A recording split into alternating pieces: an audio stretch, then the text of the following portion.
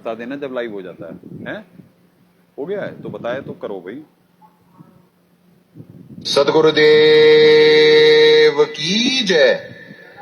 अग्ने पूर्ण ब्रह्म परमात्मा सर्वेश्वर बंदी छोड़ सत्सुकृत जी महाराज की जय तथा उपग्ने अगम पुरुष बंदी छोड़ करुणामय जी महाराज की जय तथा उपग्ने अलख पुरुष बंदी छोड़ मुनीन्द्र जी महाराज की जय तथा उपग्ने सत्पुरुष महेश्वर बंदी छोड़ कबीर साहेब की जय तथा उन्हीं के अवतार सदगुरु साहेब महेश्वर बंदी छोड़ कबीर रामपाल जी महाराज की जय तथा सत्पुरुष जी अंश परम अक्षर पुरुष परमेश्वर बंदी छोड़ कबीर देव जी महाराज की जय तथा अंश अवतार सदगुरु संत बंदी छोड़ संजय देव जी महाराज की जय।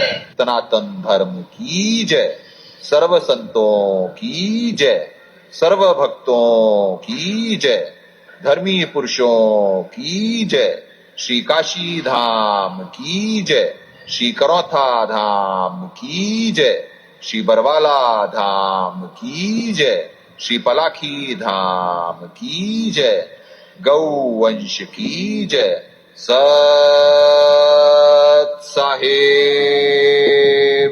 नमो नमो सतपुरुष नमस्कार गुरु के नहीं सुर नर मुनि जन साधवा संतो सर्व सुधी नहीं सतगुरु साहेब संत सब दंडोतम प्रणामे आगे पीछे मत हुए तिनको जो कुर्बान निराकार निर्विषम काल जाल भंजन निर्लेपम निज नीर गुण अगर अनुग्रह सोन्नतम सोहम श्रुति समाम सकल समाम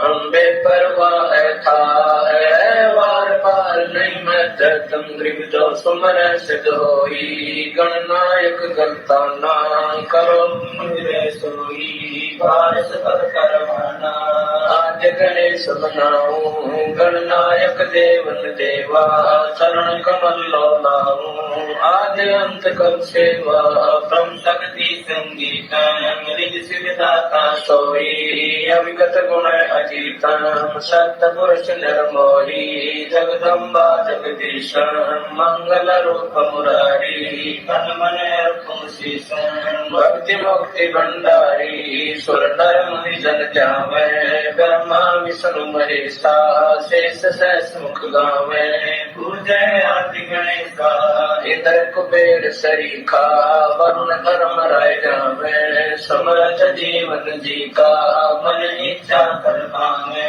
तेतीस कोटि धारा जावे सहस 88 उतरे भव जल पारा कट है युगी पंछी 33 कोटि धारा जावे सहस 88 उतरे भव जल पारा कट है युगी पंछी सारे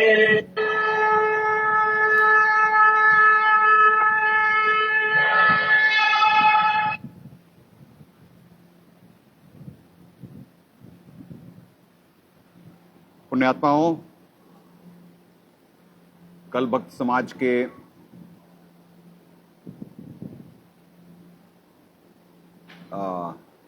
एक पॉइंट क्लियर हुआ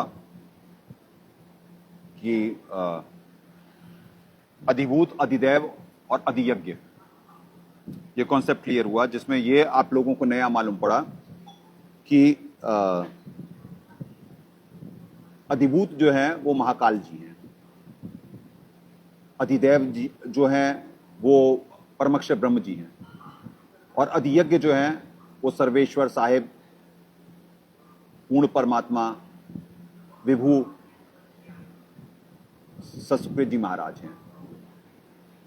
अब एक शब्द के कितना डिफरेंस हो जाता है वो शब्द को ना समझ पाने से, सही तरीके से, वो आपको आज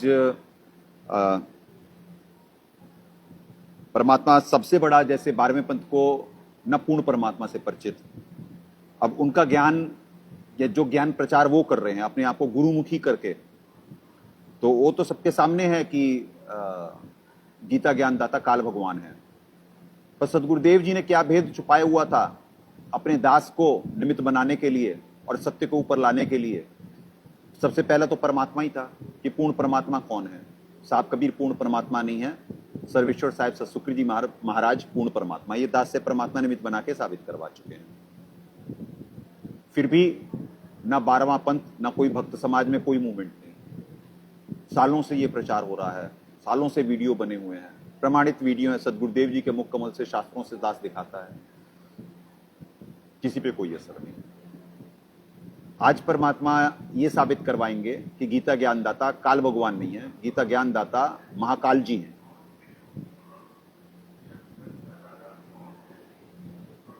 अब क्या, अब 12वें पंथ पे क्या रह गया? वो तो दुनिया में प्रचार करें कि गीता ज्ञानदाता काल भगवान सबसे प्रश्न पूछते हैं, बहस करते हैं, गीता जी दिखाते हैं, वेद दिखाते हैं, वक्ता बनते हैं। बहुत बड़ा आईटी सेल है उनका, बीजेपी की तरह, कांग्रेस की तरह, पार्टियों की तरह उनका भी बहुत बड़ा आईटी सेल है।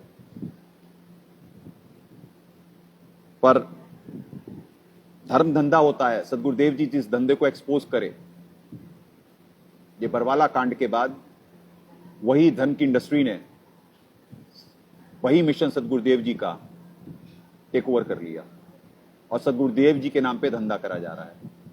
दास को गुरुद्रोही घोषित कर दिया गया क्योंकि दास सत्य से परिचित करा रहा था भक्त समाज को।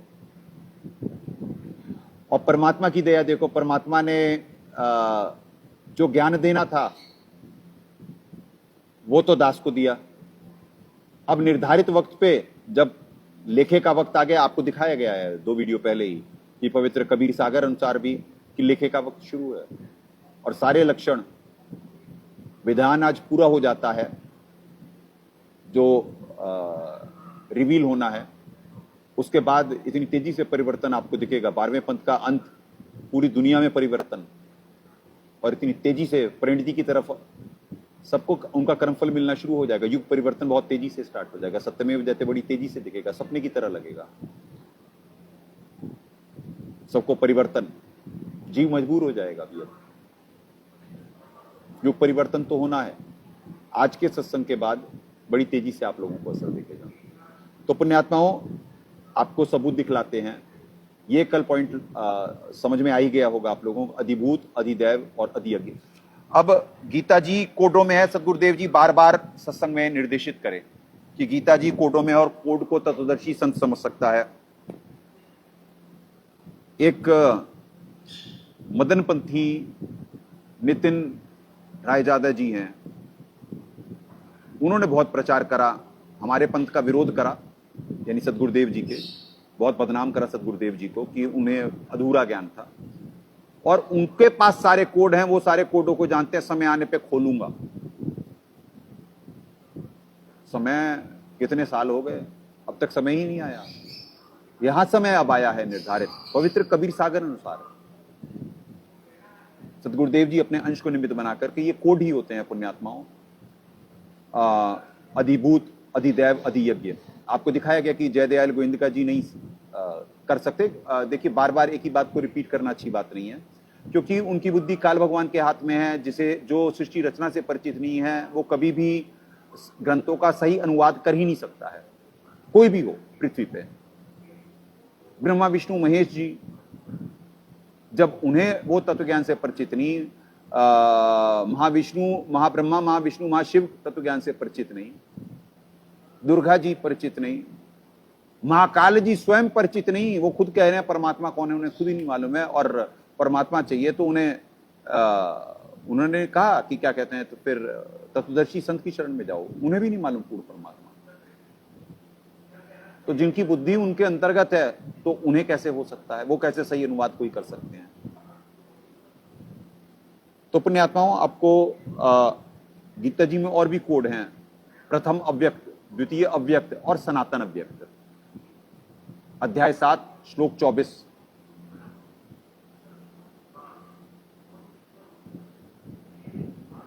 अध्याय 8 श्लोक 20,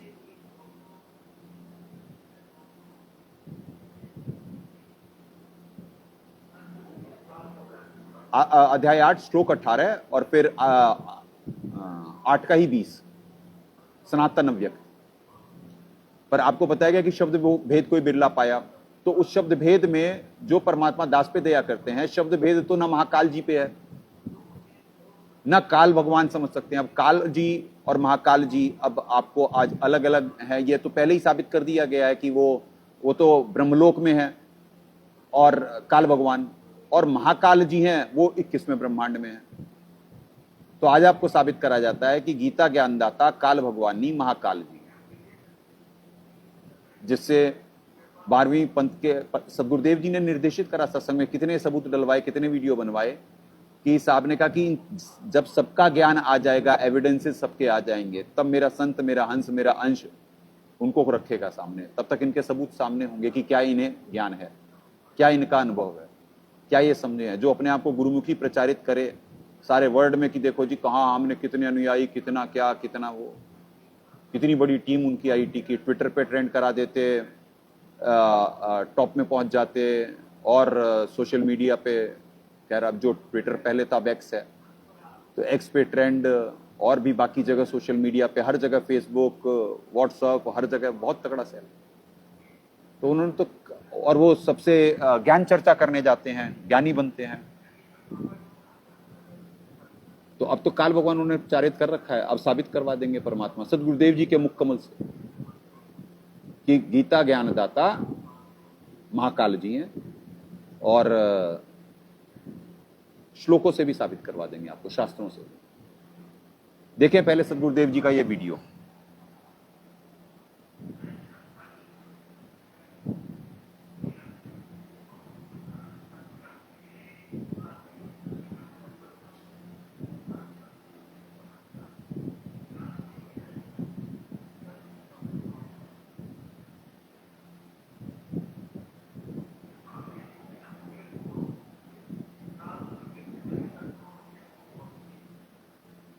विचार करना कि जब गीता जी का ज्ञान दिया जा रहा था और अर्जुन युद्ध करने से मना कर देता है, तो उस काल ने ज्योत निरंजन ब्रह्म ने अपना स्वरूप दिखाया, वो विराट रूप दिखाया। अब ये ज्योत निरंजन कौन है? ये काल है, 21 ब्रह्मांड का ये मालिक है।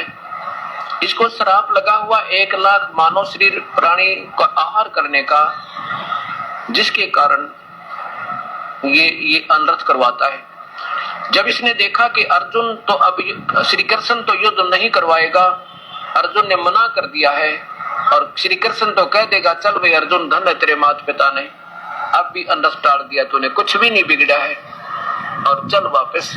तो उसी समय वो 21वें ब्रह्मांड से चलकर वो काल, वो ज्योत निरंजन उस शरीर, श्री कृष्ण जी के शरीर में एज ए घोस्ट प्रेत की तरह प्रवेश कर गया। और श्री कृष्ण जी ने तो गीता का एक शब्द भी नहीं बोल रखा, अब आपके सामने प्रमाण होगा। जैसे प्रेत आत्मा दूसरे के शरीर में प्रवेश कर जाती है, फिर वो प्रेत आत्मा बोलती रहती है। जैसे वह शाम ने वह गाली देवा थी, बेबे खड़ी खड़ी, वह लड़की नहीं बोल रही थी, उस वक्त प्रेत बोल रही थी। और जब वो निकल गई उसमें, तो उस लड़की ने कुछ भी ना पता, मालूम नहीं क्या कहा मैंने, और वो ऐसी गालियां दे रही थी जैसे वही बोल रही हो, स्वयं ऐसी लग रही जैसे लड़की ही बोल रही हो, लेकिन उसके अंदर बोल हुआ भूत नहीं रही थी। ऐसे वो काल प्रवेश कर गया, 21वें ब्रह्मांड से आके एक सूक्ष्म शरीर बना सकते हैं ये देव लोग। इनमें एक सिद्धि होती है, एक सिद्धि। पुण्यात्माओं, जीव की बुद्धि नहीं जाती है, दोबारा ध्यान है, दोबारा रिपीट करवाते हैं। परमात्मा अपने मुख कमल से कह रहे हैं कि 21वें ब्रह्मांड से आके काल ने प्रवेश करा। अब सदगुरुदेव जी को तो ज्ञान छुपाना था, तत्व ज्ञान, क्योंकि नकलियों को, महाकाल के अंशों को एक्सपोज करना था सदगुरुदेव जी ने। तो परमात्मा कह रहे हैं कि कृष्ण जी में 21वें ब्रह्मांड से आकर करके काल भगवान प्रवेश कर गए। सुने, दोबारा ध्यान से सुने, जरा सा बैक कर रहा है बात। वो चोलेदार है, एक सिद्धि लड़की नहीं बोल रही थी, उस पर प्रेत बोल रही थी। और जब वो निकल गई उसमें, तो उस लड़की ने कुछ भी ना पता, मालूम नहीं क्या कहा मैंने, और वो ऐसी गालियां दे रही थी जैसे वही बोल रही हो, स्वयं ऐसी लग रही जैसे लड़की ही बोल रही हो, लेकिन उसके अंदर बोल हुआ भूत नहीं रही थी। ऐसे वो काल प्रवेश कर गया 21वें ब्रह्मांड से आके एक सूक्ष्म शरीर बना सकते हैं ये देव लोग। इनमें एक सिद्धि होती है, एक सिद्धि बहुत चौलेदार है, एक सिद्धि लघु दीर्घ हो जाई। लघु बिल्कुल छोटा सा और दीर्घ जैसे विराट रूप दिखा दे। तो वो प्रेतवत काल जो है श्री कृष्ण में प्रवेश कर गया था, और लगा था जैसे कृष्ण जी बोला, शरीर उसका बोल रहा था, लेकिन बोल रहा था काल। अब यह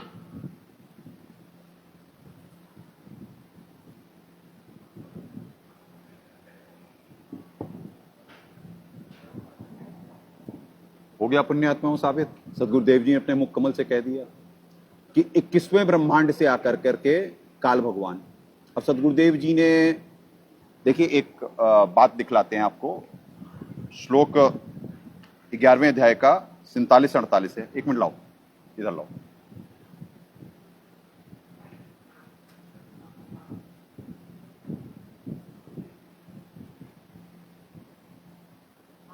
श्रीमद् भगवद गीता, गीता प्रेस गोरखपुर, जयदयाल गोविंदका जी।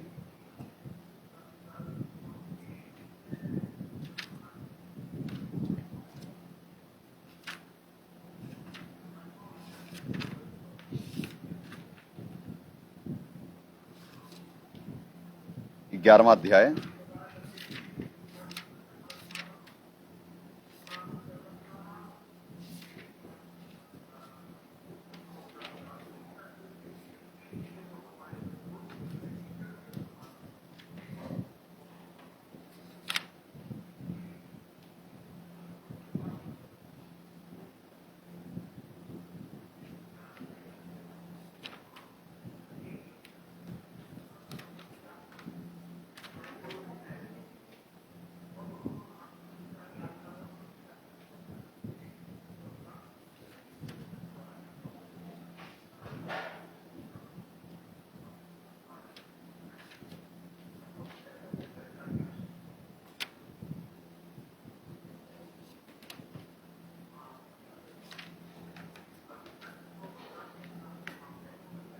ये देखिए 11वां अध्याय, श्लोक 32। काले अस्मि लोकशयकृत प्रवध्य लोकान समाह समार्तुम इह प्रवत्तः ऋते अपि त्वाम न भविष्यन्ति सर्वे यह अवस्थिता प्रयत्निकेषु योद्धा। लोकशयकृत, लोकों का नाश करने वाला, प्रवध्य बढ़ावा, काल। यहां पे जयदेवाल गोविंदिका जी ने महाकाल लिखा हुआ है, जो बिल्कुल सत्य लिखा है। सदगुरुदेव जी ने इस ज्ञान को अपने संत को निमित्त बनाना था, यह बिल्कुल सही लिखा है। सदगुरुदेव जी ने रिकॉग्नाइज नहीं करा इसे। क्यों नहीं रिकॉग्नाइज करा? क्योंकि अपने संत को निमित्त बनाना था, और दुनिया में कोई ऑब्जेक्ट करने वाला सदगुरुदेव जी के सत्संग पे कोई है नहीं, क्योंकि किसी को ज्ञान है नहीं। वो तो डर गए ये देख करके, धर्म की जो धंधा बनाने वाली इंडस्ट्री है उनका ज्ञान का उत्तर ज्ञान से तो नहीं था। वो सदगुरुदेव जी को तो वैसे बदनाम करी, उनके बारे में गलत अफवाहें फैला कर करके, पर ज्ञान का उत्तर कोई ज्ञान चर्चा के लिए आमने सामने आकर के कोई कमी थोड़ी नहीं निकाल पाया। क्योंकि ज्ञान से ये जो धर्म को धंधा बनाई हुई इंडस्ट्री, इसका कोई लेना देना ही नहीं है ज्ञान से और भगवान से। नहीं तो पूरे विश्व की राजधानी भारत, और भारत में इतना बड़ा ज्ञान आने के बाद 2006 का करौता कांड और 2014 का बरवाला कांड होए, और सदगुरुदेव जी को आजीवन कारावास हुए। इसीलिए ये कहा गया कि ये शैतान का लोक है। आज आपको साबित करवाएंगे कि ये शैतान का लोक है। भगीता ज्ञानदाता महाकाल जी हैं। सदगुरुदेव जी ने जानबूझ करके सिर्फ यहाँ पे कहा कि नहीं, ये एक सत्संग में कहा कि बढ़ा चला के बोल रहे हैं, और एक संगर में कहा कि कालेस्मी, देखिए संस्कृत में लिखा हुआ है कालेस्मी। और पर शब्द भेद कोई बिरला पाया। आपको कुछ सत्संग पहले साबित करा गया कि शब्द भेद किसी बिरला मतलब किसी रेयर के पास होता है, वो परमात्मा ने दास पे दया करी है। तो इसमें क्या यूज हुआ है? प्रवध्य, बढ़ा हुआ काल, यानी काल का बढ़ा हुआ क्या होगा? महाकाल। आपको कल साबित कर दिया गया सदगुरुदेव जी के ही मुकम्मल से कि महाकाल, ये वशिष्ठ, उसमें महारामायण से, ठीक है जी, कि योग वशिष्ठ महारामायण से कल सदगुरुदेव जी ने साबित करा सत्संग में। आपको दोबारा दास रिपीट नहीं करना चाहता है, वही सत्संग कल का है, जिसे नहीं देखा है वो उसमें देख सकता है कि सदगुरुदेव जी ने साबित करा है। तो वहां पे महाकाल हैं, ये तो ग्रंथों से साबित हो गया। अब क्या कहते हैं, महाकाल का मंदिर भी है यहाँ पे उज्जैन में। ये तो कोई कह नहीं सकता जी महाकाल अभी अभी ये शब्द आया है और उन्हें कोई जानता नहीं है, ग्रंथों में है उनके बारे में। तो बढ़ा हुआ महाकाल हूं और इस समय इन लोगों को नष्ट करने के लिए प्रवृत्त हुआ हूं। जो प्रतिपक्षी सेना के स्थित लोग हैं ये सब तेरे बिना भी नहीं रहेंगे, अर्थात तेरी युद्ध ना करने से भी इन सबका नाश हो जाएगा। अब पुण्य आत्माओं, जो प्रवृत्त हुआ हूं यानी प्रवेश हुआ हूं, और ये प्रवेश करके ही कल आपको ये साबित करा गया था कि क्या कहते हैं अधिभूत का, कि अधिभूत की जब वो कह रहे हैं कि मैं इनमें नहीं और वो मुझ में नहीं, यानी काल भगवान अपनी स्थिति बता रहे हैं। अब वहां पे ये काल और वो का क्यों लिया गया है, क्योंकि परमात्मा ने सत्संग में उदाहरण दिए कि भाई कि कमिश्नर अपने अंतर्गत, जैसे प्रधानमंत्री जी हैं, प्रधानमंत्री जी का उदाहरण ले लें। प्रधानमंत्री जी अपने आप को क्या कहते हैं गृह मंत्री भी कह सकते हैं, क्योंकि वो उनके अंतर्गत है, वो उनके अंतर्गत है। ऐसे ही क्या कहते हैं एसपी अपने आप को इंस्पेक्टर भी कह सकते हैं, वो उनके अंतर्गत है, कहीं उन्हें उदाहरण देना हो, क्योंकि वो उनके अंतर्गत है। ऐसे ही गीता ज्ञानदाता है तो महाकाल जी, पर ये काल भगवान है, तो काल भगवान का जिक्र तो करना था। उन्होंने कहा मेरा मंत्र तो ओम है, क्योंकि भक्ति तो काल भगवान की होनी है ना, वो तो शापित है। जीव सृष्टि रचना नहीं समझ पाया ढंग से। सृष्टि रचना में सदगुरुदेव जी ने बताया कि परमात्मा ने निर्धारित वक्त पे सारे वेद काल भगवान ही कहे। परमात्मा ने हर जगह काल भगवान का ही यूज करा, क्योंकि तत्व ज्ञान को छुपा के लाना था यहां तक। तो सदगुरुदेव जी ने कहा काल भगवान में डाउनलोड कर दिए परमात्मा ने, और जब उन्होंने निकला तो उन्होंने सारे पढ़े, और पढ़ कर करके उन्होंने परमात्मा प्राप्ति और वो सब सारी चीजें तो वो काट दी, हटा दी, और क्या कहते हैं सिर्फ अपने स्तर का ज्ञान दिया बस। ये किसने करा था? महाकाल जी ने। सदगुरुदेव जी ने सत्संग में निर्देशित करा। अब ले आओ, सामने ले आओ एक बार, फिर तुरंत आना पड़ेगा यहां पर। सदगुरुदेव जी ने सत्संग में निर्देशित करा सृष्टि रचना सुनाते समय कि क्या कहते हैं, सृष्टि रचना से फिर आगे भी सुना है कि जब उसके बाद सृष्टि रचना हो गया और परमात्मा जब आए यहाँ पे दोबारा जोगी जी वेश में जब आए तो 21वें ब्रह्मांड में आए, तप्तशिला पे आए, और वहां पे फिर काल भगवान ही हमेशा शब्द साहिब यूज करे तत्व ज्ञान को छुपाते हुए, कि फिर काल भगवान उन्हें मारने दौड़े भाई समझ कर करके कि भाई यहाँ क्यों आए, पहले संदेशा बताओ कि क्या परमात्मा का संदेशा, उसके बाद मैं गढ़ूंगा। तो वहां पे फिर क्या कहते हैं जब वो अपना शक्ति प्रदर्शन करे, जब वो नहीं सफल हो पाए, तो उसके बाद फिर वो कहे कि जी कि मेरे अंश को भी, यानी जो वचन लिए कि उसमें वचन लिए जी कि मेरे अंश को भी आप यहाँ पुल बनवा देना, या जो जो वचन लेने थे सारे ले लिए कि मैं आपका रूप बना सकूं, आपका वेश बना सकूं, आपका यानी रूप बना सकूं, वेश रूप वेश एक ही बात है, और आपकी आवाज बना सकूं। और ये पवित्र कबीर सागर में भी है, नाम तुम्हारा ले करूं आवाजा। आज जो 12वें पंथ के सदगुरुदेव जी के AI के वीडियो और आवाजें बना करके आदेशों के नाम पे जो इतनी लाखों की संगत का हिंडोला बनाए हुए हैं, वो उसी बेस पे तो बनाए हुए हैं। नाम तुम्हारा ले करूं आवाजा, आज वही तो हो रहा है। तो उन्होंने ये वचन ले लिए और कहा जी कि मेरे अंश की मदद कर देना, और ऐसे ऐसे ये कमियां हैं ये ठीक कर देना, जैसे जगन्नाथ का मंदिर बनवाना, और क्या कहते हैं ये रामचंद्र जी के लिए पुल बनवाना, ये सब सारा।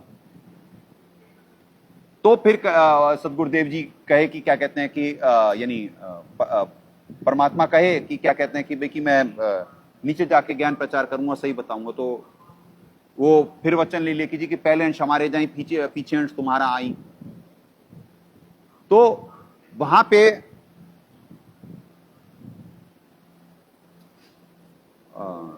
हाँ, पहले अंश मेरे जाएंगे फिर आपका आएगा।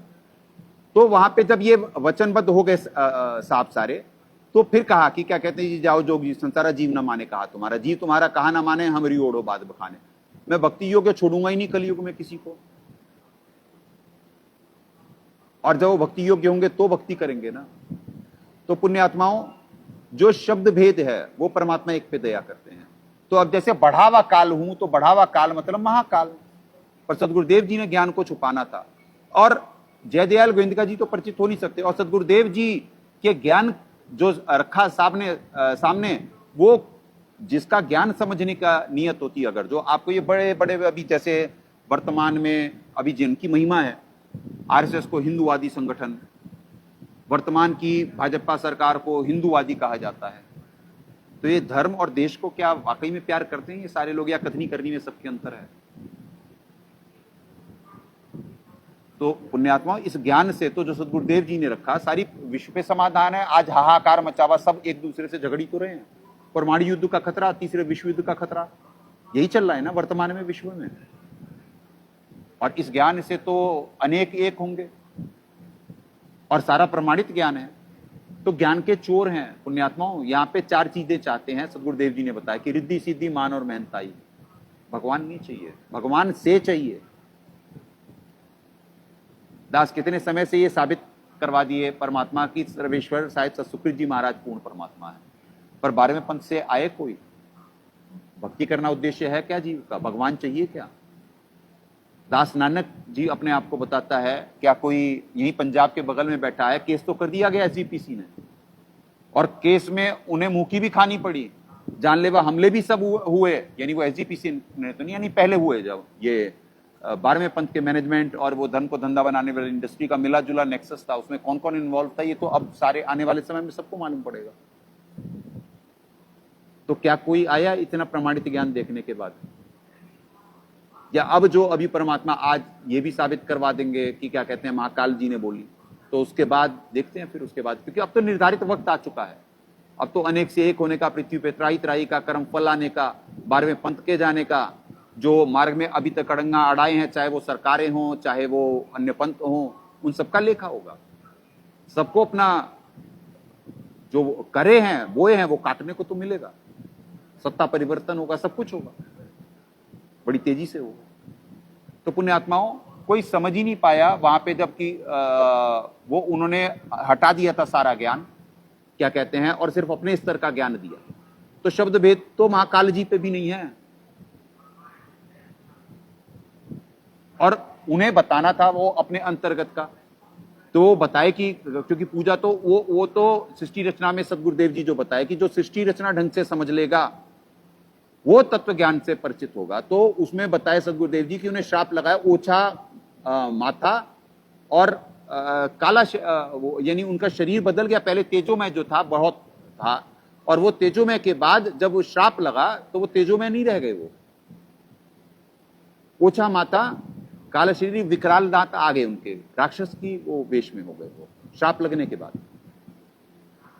और चूंकि ऊपर से सतोगुण सप्लाई होना है तो वो तो शापित हैं, उनके अंतर्गत हैं काल भगवान यानी महाविष्णु जी। सतोगुण तो वो है, सतोगुणी तो वो है, तो वो उनके थ्रू परमक्षर ब्रह्म जी फिर उन्हें देंगे, उनके थ्रू। तमोगुण से वैसे भी नहीं आ सकता है, सप्लाई कैसे होगी सतोगुण की? तभी तो परमात्मा इस लोक में इंपोर्ट कर करके लाते हैं तत्वदर्शी संत। इस लोक का कोई समझ नहीं सकता, जो कि उनकी बुद्धि, सबकी बुद्धि महाकाल के हाथ में है। काल भगवान भी उन्हीं के वो हैं। यही तो आपको साबित करा गया कल कि दशुंगलम कैसे वेद से, ऋग्वेद से साबित करा गया ना, मंडल नंबर 10 से, कि क्या कहते हैं कि कैसे वो 10 उंगलियों में कंट्रोल करके है हमें। तो वो वहां पे काल भगवान का भी है जिक्र, क्योंकि 1000 यानी तेजों में शरीर और वैसा, और यहां पे भी तेज दिखलाया गया।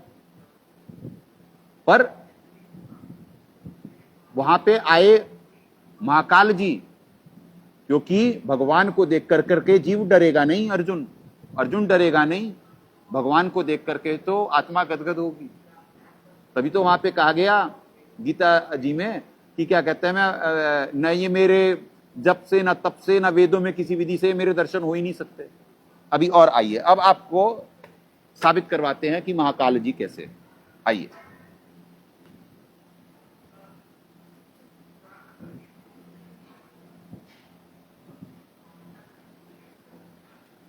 अध्याय 7 श्लोक 24।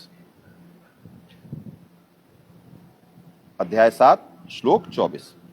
अव्यक्तम व्यक्तिम आपनम मनन्ते माम अबुद्धयः परम भावम अजानतः मम अव्ययम अनुत्तमम। बुद्धिहीन पुरुष मेरे अनुत्तम अविनाशी परम भाव को ना जानते हुए मन इंद्रियों से परे मुझ सच्चिदानंद परमात्मा को मनुष्य की भांति जन्म कर व्यक्ति भाव को प्राप्त हुआ मानते हैं। 25वां श्लोक। न अहम प्रकाशः सर्वस्य योग माया समावृत है मूढ़ अयम न अभिजानाति लोकः माम अजम अव्ययम। अपनी योग माया से छिपावा मैं सबके प्रत्यक्ष नहीं होता, इसलिए यह अज्ञानी जनसाय मुझे जन्म रहित अविनाशी परमेश्वर को नहीं जानता, अर्थात मुझको जन्मने मरने वाला समझता है। यानी मैं कृष्ण जी नहीं हूं, मैं कृष्ण जी नहीं हूं, मैं आया हूं, मैं अपनी योग माया से छुपा रहता हूं, मैं प्रवेश हुआ हूं। अभी सदगुरुदेव जी ने कह दिया 21वें ब्रह्मांड से आए। अब ये 2 श्लोक क्या कह रहे हैं? ठीक है जी, जैसे अभी यहां पे यही महाकाल जी 7:12 में कह रहे हैं। जैसे यहां पे देखिए, पहले 7:10 देख लेते हैं। बीजम माम सर्वभूतानाम विधि पार्थ सनातनम बुद्धिम ताम अस्मि तेजस्वी नाम अहम। हे अर्जुन, संपूर्ण भूतों का सनातन बीज मुझको ही जान, मैं बुद्धिमानों की बुद्धि और तेजस्वियों का तेज। यानी बुद्धिमानों की बुद्धि उनके हाथ में, तेजस्वियों के तेज उनके हाथ में है। ठीक है जी। और ये बलवानों का बल भी, बलम बलवताम च अहम काम राग विवर्जितम धर्मा विरुद्ध भूतेषु कामे अस्मि भरत शब्द। हे भरत श्रेष्ठ, मैं बलवानों का आसक्ति और कामनाओं से रहित बल अर्थात सामर्थ्य हूं और सब भूतों में धर्म के अनुकूल अर्थात शास्त्र के अनुकूल काम हूं। अब पुण्यात्माओं, क्योंकि उन्हें वो ऑन द बिहाफ ऑफ, क्योंकि भगवान है काल भगवान, वो तो शापित हैं, तो उन्हें वो तो परमात्मा का ज्ञान तो देना पड़ेगा, क्योंकि परमात्मा का विधान है, वो छुपा नहीं सकते हैं, वो भी परमात्मा के विधान में बंधे हुए हैं। पर वो गड़बड़ कर गए, यानी छुपा गए, कुछ चीजों को काट गए, अपने स्तर तक का ही ज्ञान दिए, बाकी सारा उन्होंने काट दिया था। ये सदगुरुदेव जी ने सृष्टि रचना में बताया कि इन्होंने जब निर्धारित वक्त पे ज्ञान देना था कि ये वेद हैं, बता देनी थी कि पूर्ण यानी सारा ज्ञान सामने रख देना था, और फिर उसके अनुसार यहाँ साधना होनी थी। तो उन्होंने अपने स्तर का तो ज्ञान दिया और 5वां वेद छुपा दिया, जो पहले एक ही था, तो उसके अलग अलग पार्ट बना दिए गए, 4 पार्टों में हो गया, एक ही ऊपर से आया था। तो 5वां वेद सूक्ष्म वेद है, जो फिर साहब आते हैं और पवित्र कबीर वाणी में ये वेद भी गवाही कर रहे। तो वो छुपा नहीं सकते तथ्यों को तो रखना पड़ता है। आज भी आपने पृथ्वी पे देखा है, ये जितने भी नेता होते, ये जितना भी झूठ परोसते और जितना भी होता पर संविधान का हवाला देते, सारे ऐसे दिखाते जैसे कितने संविधान का पालन कर रहे, कितना डर रहे, और कोई नहीं मानता इनमें से। संविधान तो पब्लिक के लिए होता, ये डरते थोड़ी ना है। तो ऐसे ही वो, क्योंकि वो महाकाल जी के अंडर में है, तो इसी वजह से वही तो, ये तो ऊपर से चली हुई बात है। ये देखिए अब 12 क्या है, 7:12। ये च एव सात्विका भावा राजसा तामसा च ये मत एव इति तान विधि न तू अहम तेषु ते मई। और भी जो सत्वगुण से उत्पन्न होने वाले भाव हैं और जो रजोगुण से तथा तमोगुण से होने वाले भाव हैं, उनमें तू मुझसे ही होने वाला जान, ऐसा जान, परंतु वास्तव में उनमें मैं और वे मुझ में नहीं है। अब ये कह रहे हैं काल भगवान। कैसे होगा कि एक श्लोक महाकाल कैसे कह रहे हैं और एक श्लोक काल भगवान कैसे कह रहे हैं? पुण्यात्माओं, इसीलिए तो परमात्मा का हंस जो होता है वो नीर खीर का, जो जैसे हंस के गुणों में है कि वो दूध से पानी को अलग कर देगा। और सदगुरुदेव जी ने हमें पढ़ाया कि कहें कबीर सोई जन मेरा, नीर खीर का करे निबेरा। तो इसीलिए तत्वदर्शी संत का मतलब वही होता है जो ज्ञान को समझ करके निचोड़ निकाल दे, यानी दूध और पानी को अलग अलग कर दे। हंस के गुण बताए तो गए पर पृथ्वी पे दिखाई नहीं किसी को, तो दिखाई नहीं तो कोई मान ही नहीं रहा है। तो परमात्मा इस वजह से अपने संत को निमित्त बनाते कि वो ऊपर कोई लोगों से आता है, उसकी बुद्धि महाकाल जी के हाथ में नहीं है। और एक्चुअल में बुद्धि तो महाकाल जी के हाथ में नहीं है, यहां वो ऑन द बिहाफ ऑफ काल भगवान बोल रहे हैं ये सब सारी चीज। ठीक है जी। पर कुछ श्लोकों में जैसे वो कह दिए मैं बढ़ा हुआ काल हूं, तो यानी बढ़ावा काल मतलब महाकाल भी है शास्त्रों में। तो बढ़ावा काल, काल का बढ़ावा मतलब तो महा हुआ। अब यही शब्द भेद जो वहां जयदयाल गोविंद जी सही अनुवाद करे, तो सदगुरुदेव जी ने उसे छुपा लिया और खुद भी काल भगवान यूज करे और सारे सत्संग काल भगवान कहते हुए प्रचारित करे, क्योंकि इस समय फिर दास कैसे निमित्त बनता? अगर जो मालिक ने ही तो दास को बुद्धि दे रहे, वही तो ऊर्जा दे रहे, वही तो ये आश्रम चला रहे, निर्धारित वक्त पे बुद्धि दे करके करवा रहे हैं। तो पुण्यात्माओं, यहां पे गीता ज्ञान यानी वैसे तो गीता ज्ञानदाता अभी साबित करवाते हैं और भी श्लोकों से कि यहां पे तो वो बता रहे हैं कि उनमें मैं नहीं और मैं उनमें नहीं। कौन कह रहे हैं ये? On the behalf of Mahavishnu ji के बिहाफ पे कह रहे हैं कि भाई कि वो टोटल मेरे कंट्रोल में नहीं है। अब आपको कमलों से समझवाते हैं। पहले ये, हाँ ये देख लीजिए, पहले ये 7 का 22, ठीक है जी, वो आपने पढ़ लिया कि 7 का 20 पढ़ लिया कि आपने,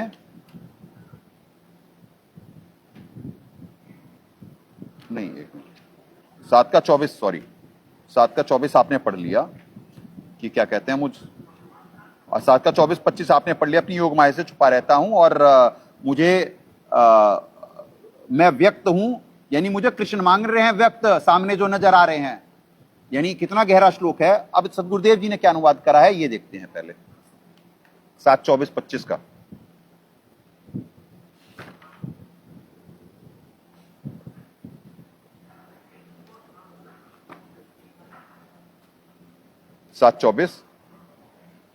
बुद्धिहीन लोग मेरे अश्रेष्ठ अटल परम भाव को ना जानते हुए छिपे हुए अर्थात परोक्ष मुझ काल को, यहां पे आएगा महाकाल, मनुष्य की तरह आकार में कृष्ण अवतार प्राप्त हुआ मानते हैं, अर्थात मैं कृष्ण नहीं हूं। ठीक है जी।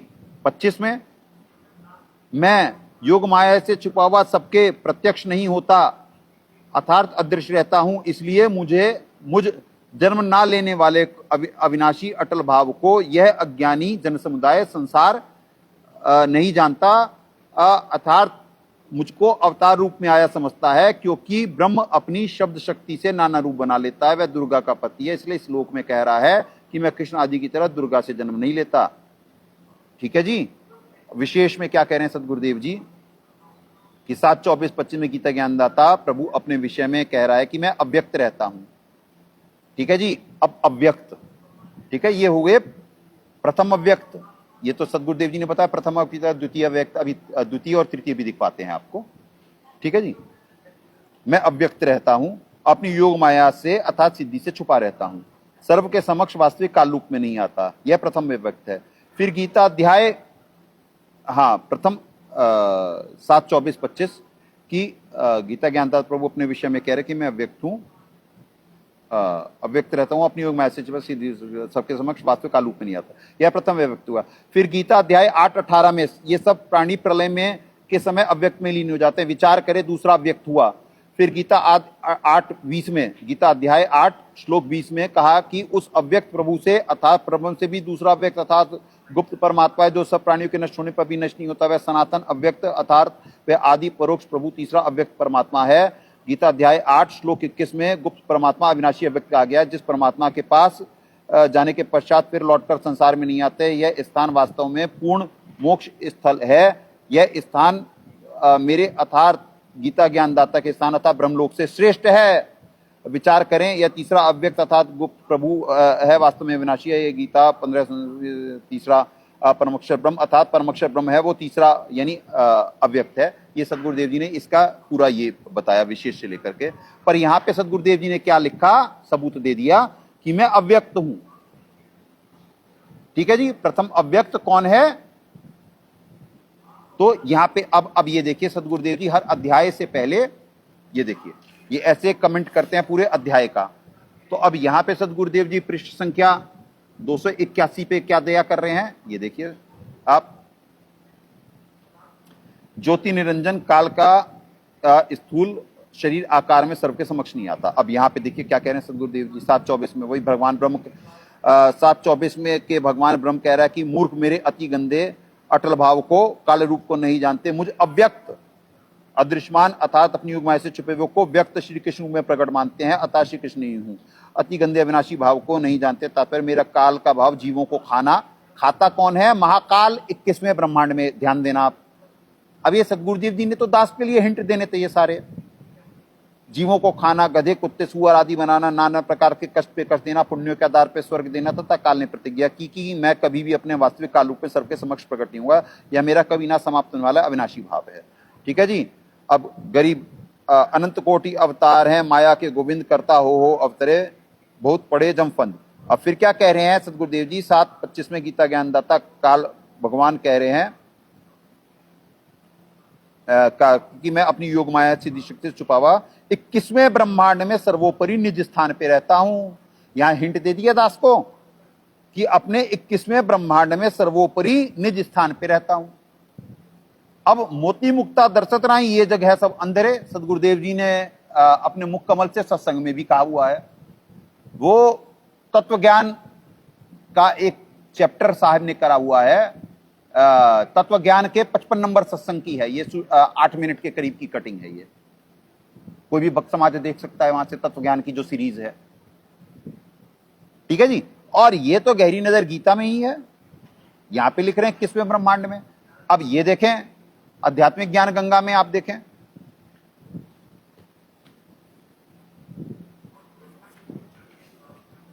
आध्यात्मिक ज्ञान गंगा सदगुरुदेव जी द्वारा, ये देखिए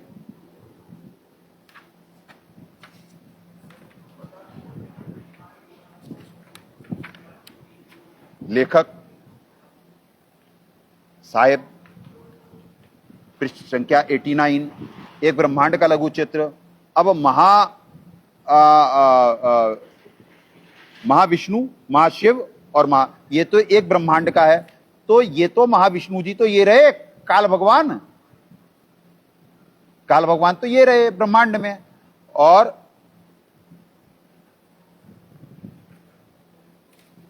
ये रहा ये ब्रह्मलोक का लघु चित्र, ये देखिए यहां और क्लियर। ठीक है जी। यहां पे और क्लियर, ये रहे सतोगुण प्रधान क्षेत्र यानी महाविष्णु का रूप में काल। ठीक है जी। महाशिव रूप में काल, तमोगुण प्रधान क्षेत्र महाब्रह्मा रूप में काल, नकली ये सतलोक, अलकलोक, अगमलोक, एक महा इंद्र व दीप भी है यहाँ पे। ये परमक्षर ब्रह्म को नहीं मानते ना, जैसे क्योंकि ब्रह्मांड का नक्शा ऊपर की कॉपी है सारा, तो ये परमक्षर ब्रह्मलोक है जो महा इंद्र का द्वीप यहाँ पे दिखाया हुआ है। ये भी किसी को नहीं मालूम। खैर वो बाद में अब डिस्कस करेंगे, अभी ये इसका वो नहीं है, ये वो बाद में साबित करवा देंगे कि कैसे क्या है। तो ये रहा ब्रह्मांड का लघु चित्र, ब्रह्मलोक का लघु चित्र। ठीक है जी। तो ब्रह्मलोक में है काल भगवान यानी महाविष्णु जी। तो अब ये देखें आप, ये है ज्योति निरंजन जी, पृष्ठ संख्या 100 पे। ज्योति निरंजन काल ब्रह्म के लोक 21 ब्रह्मांड का लघु चित्र। अब यहां पे क्या कह रहे हैं सदगुरुदेव जी? काल का निज लोक, क्योंकि यहां महाकाल लिख देते तो बाकी सब लोग भी क्वेश्चन करते यहां काल और यहां महाकाल क्यों कर रहे हो? तो सदगुरुदेव जी ने छुपाना था। यहां पे लीजिए काल का निज लोक, सतलोक जाने का रास्ता, तप्तशिला यहां पे है, और खाते यहां पे महाकाल जी हैं। ये नकली यहां पे भी है नकली अनामी लोक। और जब 20 ब्रह्मांडों का नाश हो जाता है तो 21वें ब्रह्मांड में जाकर के यहाँ के सारे जीव रख दिए जाते हैं। प्रथम अव्यक्त में वो होते हैं, जब प्रलय आती है वो भी आपको दिखाया जाएगा कि काल भगवान की उम्र और महाकाल जी की उम्र में कितना डिफरेंस है। आज तो सिर्फ आपको ये साबित करा जा रहा है, अभी और भी साबित करवा देंगे पुण्यात्माओं। एक एक दिन में एक एक पॉइंट क्लियर करते हुए चलेंगे, तब आपको अंदर तक बात उतरेगी, क्योंकि सत्संग ज्यादा बड़े हो जाते हैं। महाकाल जी ने जो इस समय कलयुग में शॉर्ट वीडियो यानी ये जो रील बना करके जीव का जो यानी कि उसकी फोकस उसका कम हो जाए और वो बड़ी बड़ी चीजों पे अपना फोकस ना कर पाए, वो कर रखा है। तो जीव इस समय इतने दबाव में है, तो इसी वजह से परमात्मा प्रेरणा करवा के दास को छोटे छोटे वीडियो बनवाएंगे अब, कि जिससे आपका प्रॉब्लम समझते हुए आप बड़े वीडियो में इतना फोकस कर पाने का आपका अभी क्षमता नहीं है, तो छोटे वीडियो में आप एक दिन एक पॉइंट क्लियर करो। ठीक है जी। तो यहां पे है, यहां महाकाल का है ये लोग 21वां, और वो खाते हैं। और ब्रह्म तो भगवान है। आपको भगवान के गुण से परिचित करवाते हैं। देखो जी, अब गीता जी से ही देखें, ये हो गया जी आपका, ये हो गया। अब यानी कि 21वें ब्रह्मांड में महाकाल जी रहते हैं और खाते वो हैं, श्रापित वो हैं, ब्रह्म तो भगवान है। आपको गीता जी से साबित करवाते हैं। कल भी बुलवाए थे कि आप 12वें अध्याय से आपको साबित करवा रहे हैं। 12वां अध्याय गीता जी का, कि भगवान के गुण देखिए कि काल भगवान है और महाकाल जी शैतान है। हाँ, पहले आप ये पहले एक अव्यक्त हो गए आपको, प्रथम अव्यक्त, तो द्वितीय अव्यक्त दिखवा देते हैं। 8 का 18, 8 का 18। अव्यक्तात् व्यक्तः सर्वा प्रभवन्ति अहरागमे रात्यागमे प्रलीयन्ते तत्र एव अव्यक्त संजके, यानी अव्यक्त संजय, ये कोड आपको साबित कर दिया गया है।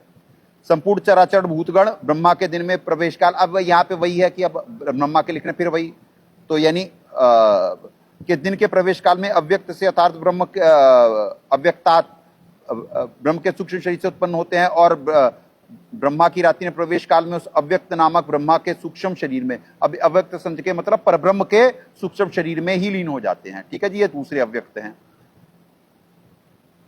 ये सदगुरुदेव जी क्या करे हैं इसका, ये देखिए।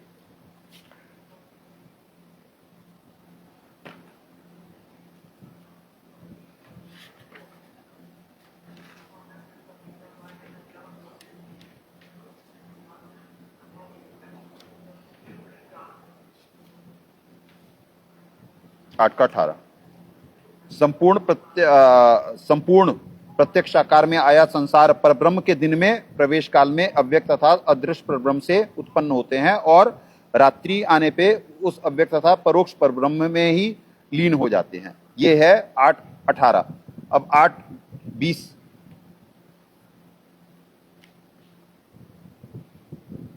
जयदेव गोविंद का जी द्वारा, पर तस्मात् तु भावे अन्य अव्यक्त अव्यक्तात् सनातन है, ये ऐसे सर्वेषु भूतेषु नश्यत्सु न विनश्यति, परंतु उस अव्यक्त से भी अति परे दूसरा अर्थात विलक्षण जो सनातन अव्यक्त भाव है वह परम दिव्य पुरुष भूतों के भी नष्ट होने पर नष्ट नहीं होता।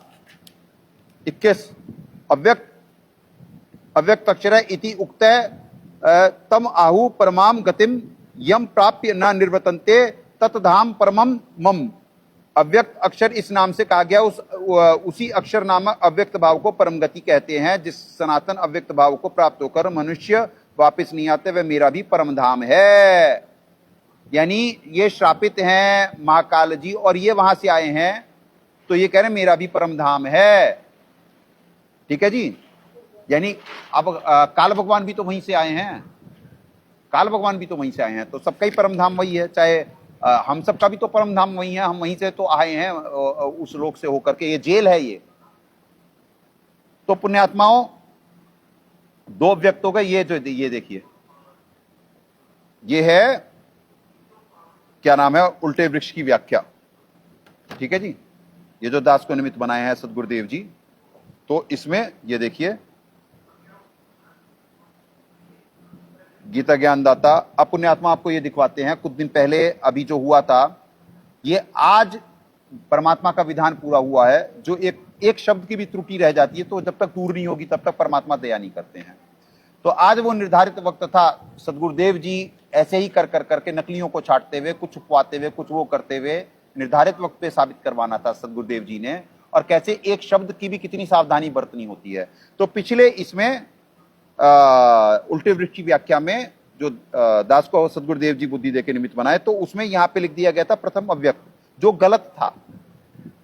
तो वो त्रुटि परमात्मा ने आज दया करके सुधरवा दी। तो यहाँ पे प्रथम अव्यक्त के बदले ये लिख दिया गया ब्रह्म काल भगवान शरपुरुष महाविष्णु ओंकार निरंजन ज्योति निरंजन। यहां हटा दिया गया मंत्र ओम, रहने का स्थान ब्रह्मलोक। ठीक है जी, क्योंकि सप्लाई जो होगी वो तो जड़ से तने को आएगी और तने से सतोगुणी है महाविष्णु जी, इसीलिए वो ही काल भगवान है। अभी आपको विष्णु पुराण से भी साबित करवाते हैं, रुक जाइए। और वो ही काल भगवान है, तो सतोगुणी के थ्रू ही आ सकती है सप्लाई, तो तमोगुणी के थ्रू नहीं आ सकती, वो तमोगुणी है महाकाल जी। ये टेक्निकल प्रॉब्लम है। तो ये आपको ये समझ में आएगा कि कितना ये गुणों का खेल है और कैसे ये सृष्टि चलाई जा रही है, कैसे पालन पोषण होता है। ये टेक्निकल मैटर्स हैं। तो यहां पे उनके थ्रू आएगा। तो ये शब्द गलत था, परमात्मा ने आद्या कर करके सद्बुद्धि दे कर करके वो यहां से हटवाया, यहां पे ये ऐड करवाया। यहां पे द्वितीय अव्यक्त और तृतीय अव्यक्त नहीं था लिखा हुआ। तो आज सदगुरुदेव जी ने कंप्लीट करा दी उल्टे वृक्ष की व्याख्या। आज के बाद इसी वजह से विधान पूरा होता है, परिवर्तन आपको दिख जाएगा बड़ी तेजी से, सारी दुनिया में दिखेगा। इस देश में सबसे पहले दिखेगा, उसके बाद आपको सारी दुनिया में दिखेगा। ये देखिए, परब्रह्म, अक्षर पुरुष, ईश्वर, संजय जी महाराज, द्वितीय अव्यक्त, ठीक है, ये ऐड करवाया आज सदगुरुदेव जी ने।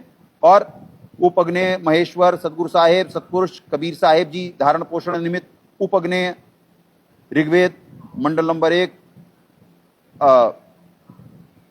नहीं ये तो सॉरी सदगुरु साहब पे नहीं सर, क्षमा करें, ये परम अक्षर एवं जड़, परम अक्षर ब्रह्म पुरुष सतपुरुष जी अंश, परमेश्वर कबीर देव जी महाराज, सतगुरु संत, तत्वदर्शी संत, परमहंस, तृतीय अव्यक्त, तृतीय अव्यक्त, ठीक है जी। तो तृतीय अव्यक्त तो पुण्यात्माओं, बाकी तो ये सब सारा बोल के, ये सिर्फ तृतीय अव्यक्त ऐड करवाए, यहां द्वितीय अव्यक्त ऐड करवाए और यहां से वो हटवाए। तो ये उल्टे वृक्ष की व्याख्या कंप्लीट है, आज विधान पूरा हो जाता है, ठीक है जी। अब आपको ये तो हो गया इसमें से, अब आपको हाँ दोनों अव्यक्त हो गए क्लियर कि क्या आज वहां पे परमात्मा दया करे और कैसे आज विधान पूरा हुआ, आपको यहां से हो गया। अब ये दिखवा देते हैं आपको विष्णु पुराण से,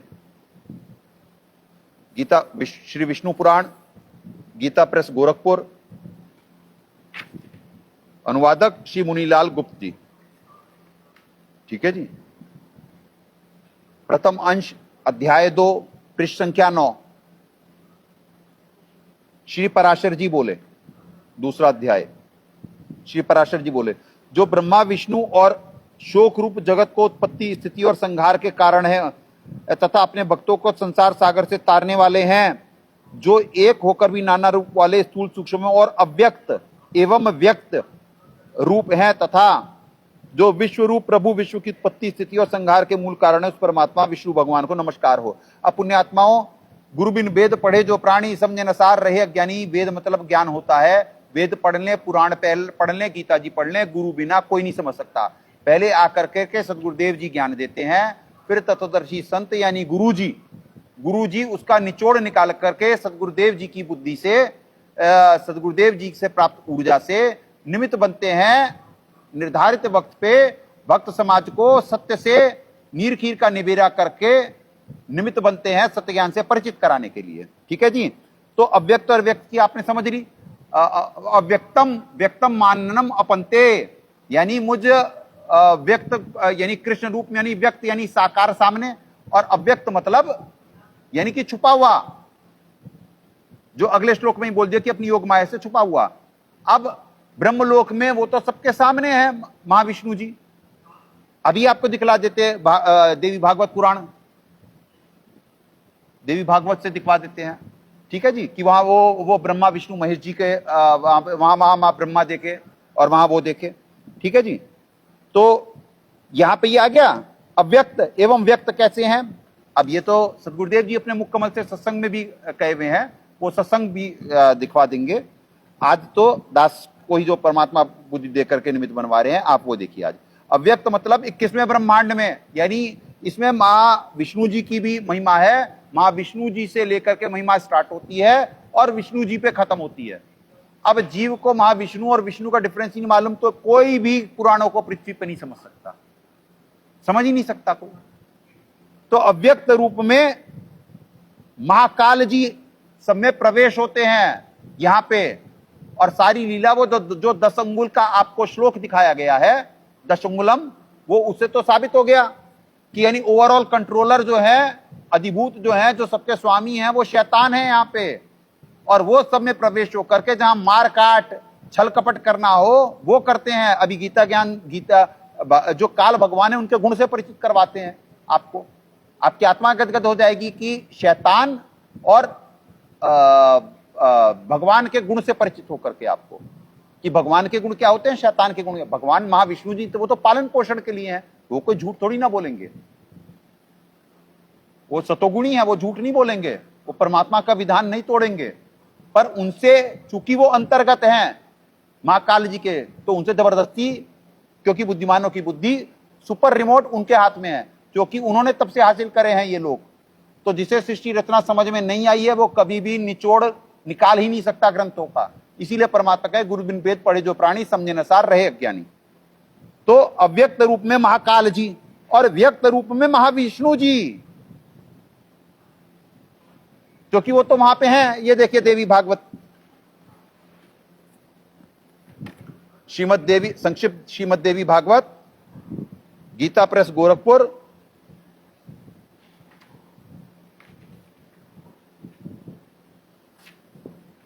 संपादक हनुमान प्रसाद पोद्दार जी, चिमनलाल गोस्वामी।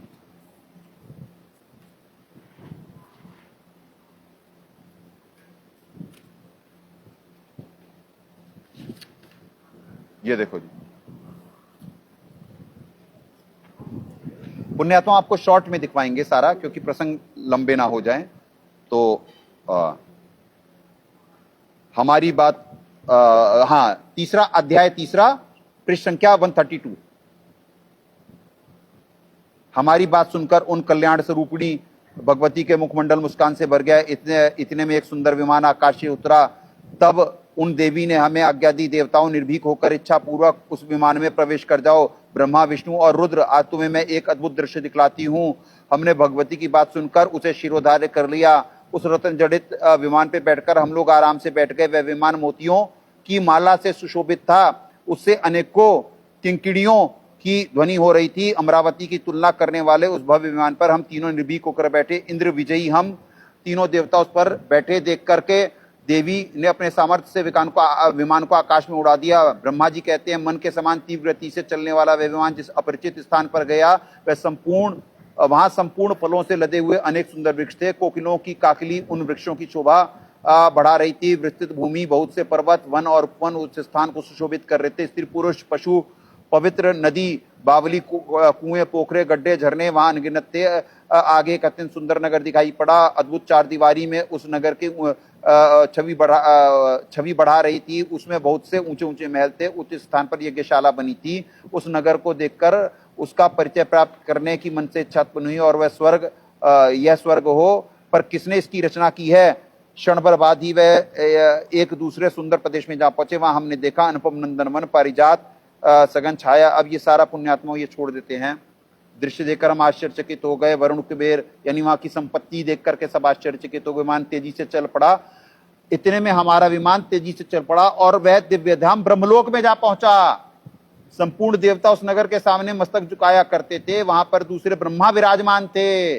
उन्हें देखकर भगवान शंकर और विष्णु को बड़ा आश्चर्य हुआ। दूसरे ब्रह्मा यानी ये महाब्रह्मा जी, ठीक है जी, जो अभी आपको आध्यात्मिक ज्ञान गंगा से दिखाया गया। ये देखिए,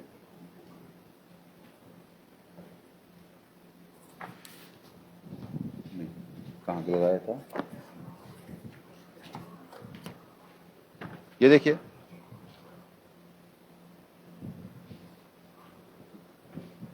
ये यहां पे आ गए थे। ये सतोगुण प्रधान क्षेत्र, ये पहले आए ये, यानी कि ये रजोगुण प्रधान क्षेत्र पे, ठीक है जी। महाब्रह्मा ये रजोगुण प्रधान क्षेत्र पे आए।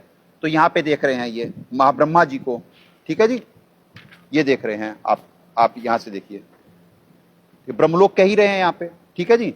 तो मस्तक हुआ, वहां दूसरे ब्रह्मा विराजमान थे। भगवान रुद्र, बड़ा आश्चर्य हुआ।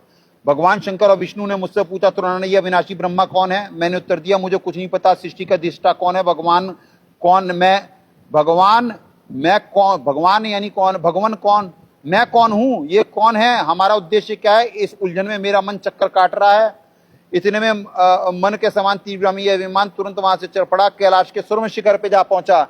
अब ये यहां पे आ गए, महाशिव के तमोगुणी क्षेत्र में आ गए, महाशिव के रूप में काल, ठीक है जी, यहां पे आ गए।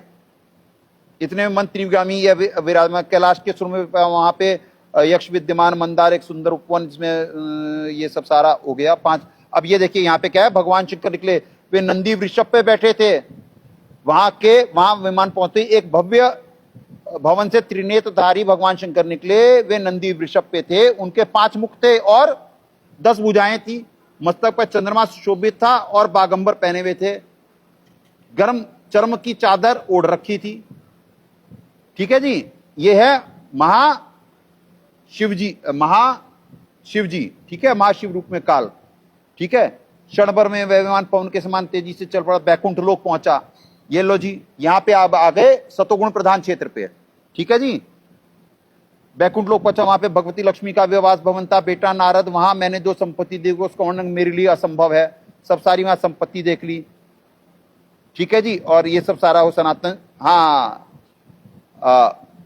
दिव्य आभूषणों से अनुपम शोभा बढ़ा है। वहां कमल लोचन श्री हरि विराजमान थे, अलसी के फूल के समान उनकी के विग्रह की कांति थी, पीतांबर पहने हुए थे, 4 भुजाएं थी, वे पश्चात गरुड़ा पर विराजमान थे, दिव्य आभूषणों से उनका अनुपम शोभा हो रही थी। तो यहाँ पे ये विष्णु, महाविष्णु जी के रूप में काल भगवान को देख रहे, सतोगुण प्रधान क्षेत्र। तो यहाँ पे पहुंचे थे पुण्यात्माओं, ये है यहाँ पे वर्णन। ठीक है जी, ये देवी भागवत से साबित हो गया कि कहां पहुंचे, महाब्रह्मा महाविष्णु। तो ये तो व्यक्त हैं, सामने हैं, ये दर्शन कर रहे हैं। और वहां पे गीता ज्ञानदाता कह रहे कि मेरे कोई दर्शन नहीं कर सकता, मैं अव्यक्त हूं। तो अव्यक्त साबित हो गए कि प्रथम अव्यक्त जो है वो शैतान है गीता जी में, महाकाल जी हैं गीता जी में, क्योंकि ये तो व्यक्त हैं। ये विष्णु पुराण से आपका अब साबित हो गया कि अब आपको विष्णु पुराण समझ में आया कि विष्णु पुराण में कह रहे हैं कि जो एक होकर भी नाना रूप वाले स्थूल सूक्ष्म है, अव्यक्त कारण एवं व्यक्त रूप में है। तो अव्यक्त हुए महाकाल जी 21वें ब्रह्मांड वाले, क्योंकि वो आकर के, और व्यक्त हैं ये सामने महाविष्णु जी ब्रह्मलोक में। अब आपको अव्यक्त और व्यक्त का समझ में आया। ये श्लोक है पुण्यात्माओं, ये संस्कृत में पढ़ने की आवश्यकता है क्या? चलो पढ़वा देते हैं कि जिससे आपको ये एकानेक स्वरूपाय 3 है, तीसरा श्लोक है। श्री पराशर उवाच एकानेक स्वरूपाय स्थूल सूक्ष्मात्मने नमः अव्यक्त व्यक्त रूपाय विष्णवे मुक्ति हेतवे। अव्यक्त व्यक्त रूपाय हो गया, अव्यक्त और व्यक्त आपको संस्कृत हिंदी दोनों भाषाओं में आ गया। अव्यक्त आपको समझा दिया गया, अव्यक्त महाकाल जी 21वें ब्रह्मांड में, और व्यक्त महाविष्णु जी ब्रह्मलोक में।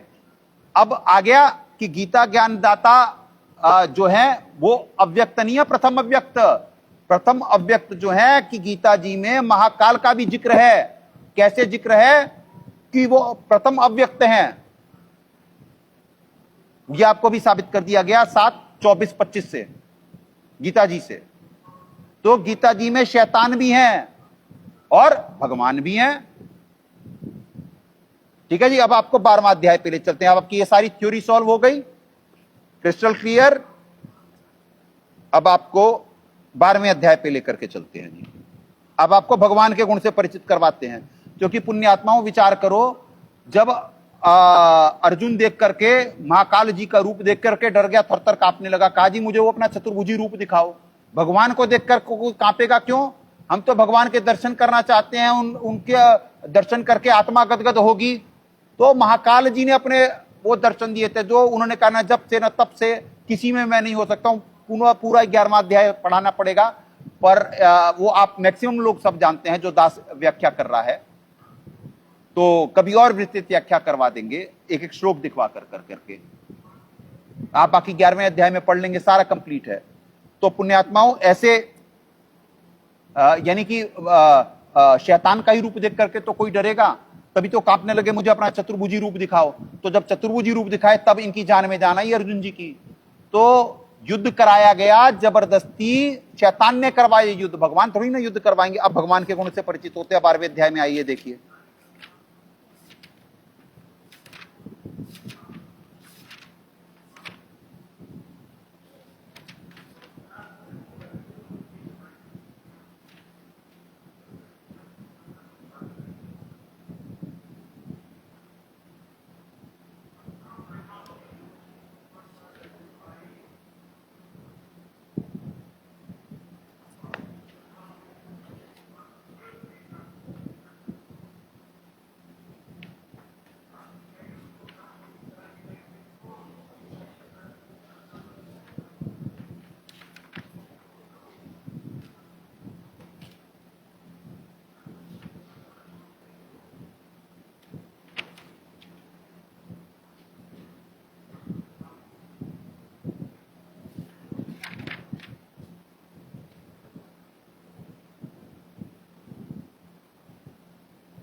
पुण्यात्माओं, आपको ना पूरा 12वां अध्याय कोई बहुत बड़ा नहीं है। ये देखिए 20 श्लोक हैं सिर्फ, ठीक है।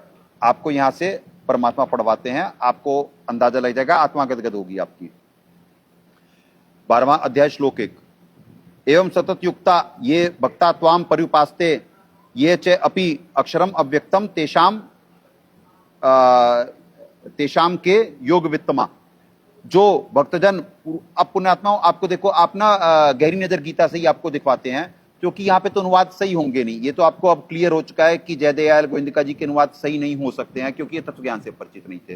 तो अब आपको, आपका भी समय बचे, इस वजह से आपको सीधे सदगुरुदेव जी का ही दिखवाते हैं, ठीक है जी। बाकी आपको इसमें से भी दिखवा देंगे कि जैसे आप में दृढ़ता है कि भाई कि सदगुरुदेव जी ने तो आपको साबित ही हो गया कि वो भगवान है, परमात्मा है, पर फिर भी आपको शंका ना रह जाए तो आपको यहां से भी कुछ अनुवाद दिखा दिए जाएंगे, ठीक है जी। कि उन अनुमानों पे भी अपना आप पेटा भर लेना कि जिससे आपका सारा शंका समाधान हो जाए। ये जो भक्तजन पूर्वोक्त प्रकार से निरंतर आपके भजन ध्यान में लगकर आप और दूसरे जो केवल अविनाशी सच्चिदानंद घन अदृश्य को भी अति श्रेष्ठ भाव से भजते हैं, उन दोनों प्रकार के उपासकों को अति उत्तम योग वेत्ता अर्थात यात रूप से भक्ति विधि जानने वाला कौन है? मई आवेश्य मने ये माम। पुण्यात्मा, अब आपको संस्कृत में नहीं हिंदी में ही पढ़ा देते हैं, जिससे और आपका समय बचेगा। मुझमें मन को एकाग्र करके, श्लोक 2, मुझमें मन को एकाग्र करके निरंतर मेरे भजन ध्यान में लगे हुए जो भक्तजन अतिशय श्रेष्ठ श्रद्धा से युक्त होकर मुझे भजते हैं, वे मुझको साधकों को अति उत्तम मान्य है, ये मेरा विचार है। अब ये गीता ज्ञानदाता क्या कह रहे हैं, स्टार्टिंग में तो घुमा रहे, कह रहे हैं कि जो मुझमें मन को एकाग्र करके निरंतर मेरे भजन ध्यान में लगे हुए जो भक्तजन अतिशय श्रेष्ठ श्रद्धा से युक्त होकर मुझे भजते हैं, वे मुझ साधकों में अति उत्तम मान्य है, मेरा विचार है। ये कह रहे हैं ये मेरा विचार है, ये अपना बता रहे हैं कि भाई कि जो मुझे मान रहा ना, मेरे को तो वो अच्छा लग रहा, ये मेरा विचार है। ये क्यों कह रहे हैं मेरा विचार है? अब ये देखिए दूसरे का अनुवाद में ये क्या कह रहे हैं जयदयाल गोविंदिका जी, मुझमें मन को एकाग्र करने श्रद्धा से युक्त होकर मुझ सगुण को बसते हैं, वे मुझको योगियों में उत्तम योगी मान्य है, ठीक है। अब यहाँ पे मता है लिखा है, तो विचार ही का आएगा ना, विचार ही आएगा ना। मता मतलब मान्य है, ये मेरा विचार है। मता सदगुरुदेव जी ने दया करी है, ये यहाँ पे ये बच्चे हैं, ये नहीं निचोड़ निकाल सकते एक एक शब्द के भेद, जिसे जब नहीं मालूम हो तो नहीं वो कर सकते। मत मतलब विचार ही होगा, तो सदगुरुदेव जी जो अनुवाद कर रहे हैं वो यथार्थ है, ये बच्चे नहीं कर सकते अनुवाद सही। 3रा श्लोक और 4था इकट्ठे हैं। परंतु जो इंद्रियों के समुदाय को भली प्रकार से वश में करके मन बुद्धि से परे अर्थात तत्वज्ञान के अभाव से सर्वव्यापी, मन बुद्धि से परे अर्थात तत्वज्ञान के अभाव से सर्वव्यापी और सदा एक रस रहने वाले नित्य अचल अदृश्य अविनाशी परमात्मा को शास्त्रों में निर्देश के विपरीत अतः शास्त्र विधि त्याग कर निरंतर एक ही भाव में ध्यान करते हुए बसते हैं, वे संपूर्ण भूतों के हित में रत हैं और सबके समान भाव वाले योगी मुझको ही प्राप्त होते हैं। ये है तत्व ज्ञान। 3रे 4वें सदगुरुदेव जी कह रहे हैं कि जो जिन्हें ये तत्व ज्ञान तो है नहीं, वो पूर्ण परमात्मा को निराकार समझ कर करके कहीं भर रहे होते हैं कि वो पूर्ण परमात्मा है, और हैं वो काल भगवान के जाल में ही रह जाते हैं। ये है इसका निचोड़, इसका भावार्थ 3रे और 4थे का। अब 5वें में क्या कह रहे हैं, उन अदृश्य ब्रह्म में आसक्ति चित्त वाले पुरुषों के साधन वाद विवाद रूपी क्लेश अर्थात कष्ट विशेष है, क्योंकि देहाभिमानियों द्वारा अव्यक्त विषयक गति दुख पूर्वक प्राप्त की जाती है। अब क्यों कह रहे हैं कि यानी जो सतभक्ति है उसमें पुण्यात्माओं क्लेश बहुत है, यानी कि वाद विवाद और निंदा। अब जैसे आप देख रही हैं परमात्मा का पंथ चल रहा है, तो यहां कितना संघर्ष है। तो कह रहे हैं यहाँ पे गीता ज्ञानदाता सत्य बोल रहे हैं कि वो दुख पूर्वक प्राप्त करी जाती है वो। अब यहाँ पे देखिए, यहाँ पे ये क्या अनुवाद करे हुए हैं, जब संस्कृत आपको पढ़वा देते हैं, इसमें ये देखिए, क्लेश है अधिकतर तेषाम अव्यक्ता असक्त चेतसाम अव्यक्ता ही गति दुखम देह भी अव्याप्ते। तो यानी उन सच्चिदानंद निराकार ब्रह्म की आसक्ति चित्त वाले पुरुषों के परिश्रम विशेष है इसमें, क्योंकि देहाभिमानियों द्वारा अव्यक्त विषय गति दुख पूर्वक प्राप्त करी जाती है। ये भी सही बोल रहे हैं, ठीक है जी, जय दयाल गोविंदिका जी भी, ठीक है। तो हो गया, ये सद्भक्ति में यानी क्लेश ज्यादा है, बस मानसिक क्लेश है, वैसे नहीं है। अब 6, परंतु ये जो मतावलंबी मेरे परायण रहकर वाले भक्तजन संपूर्ण कर्मों को मुझ में अर्पण करके सगुण रूप में परमेश्वर को एवं अन्य भक्ति योग में निरंतर चिंतन करते हुए बसते हैं। चलो पुण्यात्मा आपको हाईलाइटेड ही दिखवाते हैं। 7वां, हे अर्जुन, उन मुझ में चित्त लगाने वाले प्रेमी भक्तों को मैं शीघ्र ही मृत्यु रूप संसार समुद्र से उद्धार करने वाला होता हूं। अब पुण्यात्माओं, ये मृत्यु संसार सागर आपको पहले भी साबित करवा दिए हैं कि मृत्यु एक शब्द से जो नहीं समझ पाए, जो महाकाल जी, काल जी, कोई नहीं समझ पाया कि ये मृत्यु संसार सागरात, संसार यानी संसार का अर्थ होता है कि जहां पे मृत्यु और जन्म हो, नहीं तो वो तीसरे अव्यक्त को सनातन नहीं कहते और तीसरे धाम को वो नहीं कहते। चलो यहाँ सब्जेक्ट दूसरा ना हो जाए, आपको दोबारा से करवा रहे हैं ध्यान की, यानी कि कैसे शब्द भेद होता है, सिर्फ एक शब्द। अब 12:8, मुझ में मन लगा, मुझी में बुद्धि को, ये इनके विषय में है। यदि तू मन को मुझ में ही निवास करेगा, संशय नहीं है, ठीक है जी। यदि तू मन को मुझ में ही अचल स्थापन करने के लिए समर्थ नहीं है।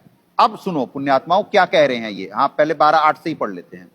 मुझ में मन को लगा, मुझ में ही बुद्धि को लगा, और इसके उपरांत भी मुझ में ही निवास करेगा, इसमें कुछ भी संशय नहीं है। यानी वो कह रहे हैं कि अगर जो मेरी उपासना करनी है तो मुझ में मन लगा, मुझको बुद्धि लगा, मेरे में ही निवास करेगा, इसमें कोई संशय नहीं है। कह रहे हैं यदि तू मन को मुझ में अचल स्थापन करने के लिए भी समर्थ नहीं है तो हे धनंजय, अभ्यास योग के द्वारा मुझको प्राप्त होने की इच्छा कर। वो कह रहे हैं इच्छा तो कर सकता जायज, तेरा से मन नहीं हो पा रहा, एकाग्र हो पा रहा, तो तू इच्छा कर। यानी कितने दयालु है, ये आपको दया दिखवा रहे हैं। महाकाल जी दयालु नहीं है, ये दयालु तो है भगवान। ये महाविष्णु जी की बात हो रही है, महाविष्णु जी का जिक्र हो रहा है। अब क्या फिर क्या तीसरे ये 10वें श्लोक में कह रहे हैं, अभ्यास में भी असमर्थ है तो केवल मेरे प्रति शास्त्रकुल शुभ कर्म करने वाला हो, मेरे लिए कर्मों को करता हुआ भी सिद्धि अर्थात उद्देश्य को प्राप्त होगा। भाई वो कह रहे हैं भाई कि तू पठन पाठन करता रहे, कुछ करता रहा, अभ्यास करता रहे, कि यानी धर्म के काम करता रहे, अधर्म मत कर। यानी कितनी वो कह रहे हैं कि जीव की मजबूरी समझते हुए कि यहाँ त्रिगुण की माया है, सब कुछ है, भाई तू इतना तो कर ले, फिर भी तू मुझे प्राप्त होगा। फिर क्या कह रहे हैं, यदि मेरे मतानुसार, ये देखिए संस्कृत में अतः एतत् अपि अशक्तः असि कर्तुम मध्योगम आश्रित है सर्वकर्म फल त्यागम ततः कुरु यतात्ममान।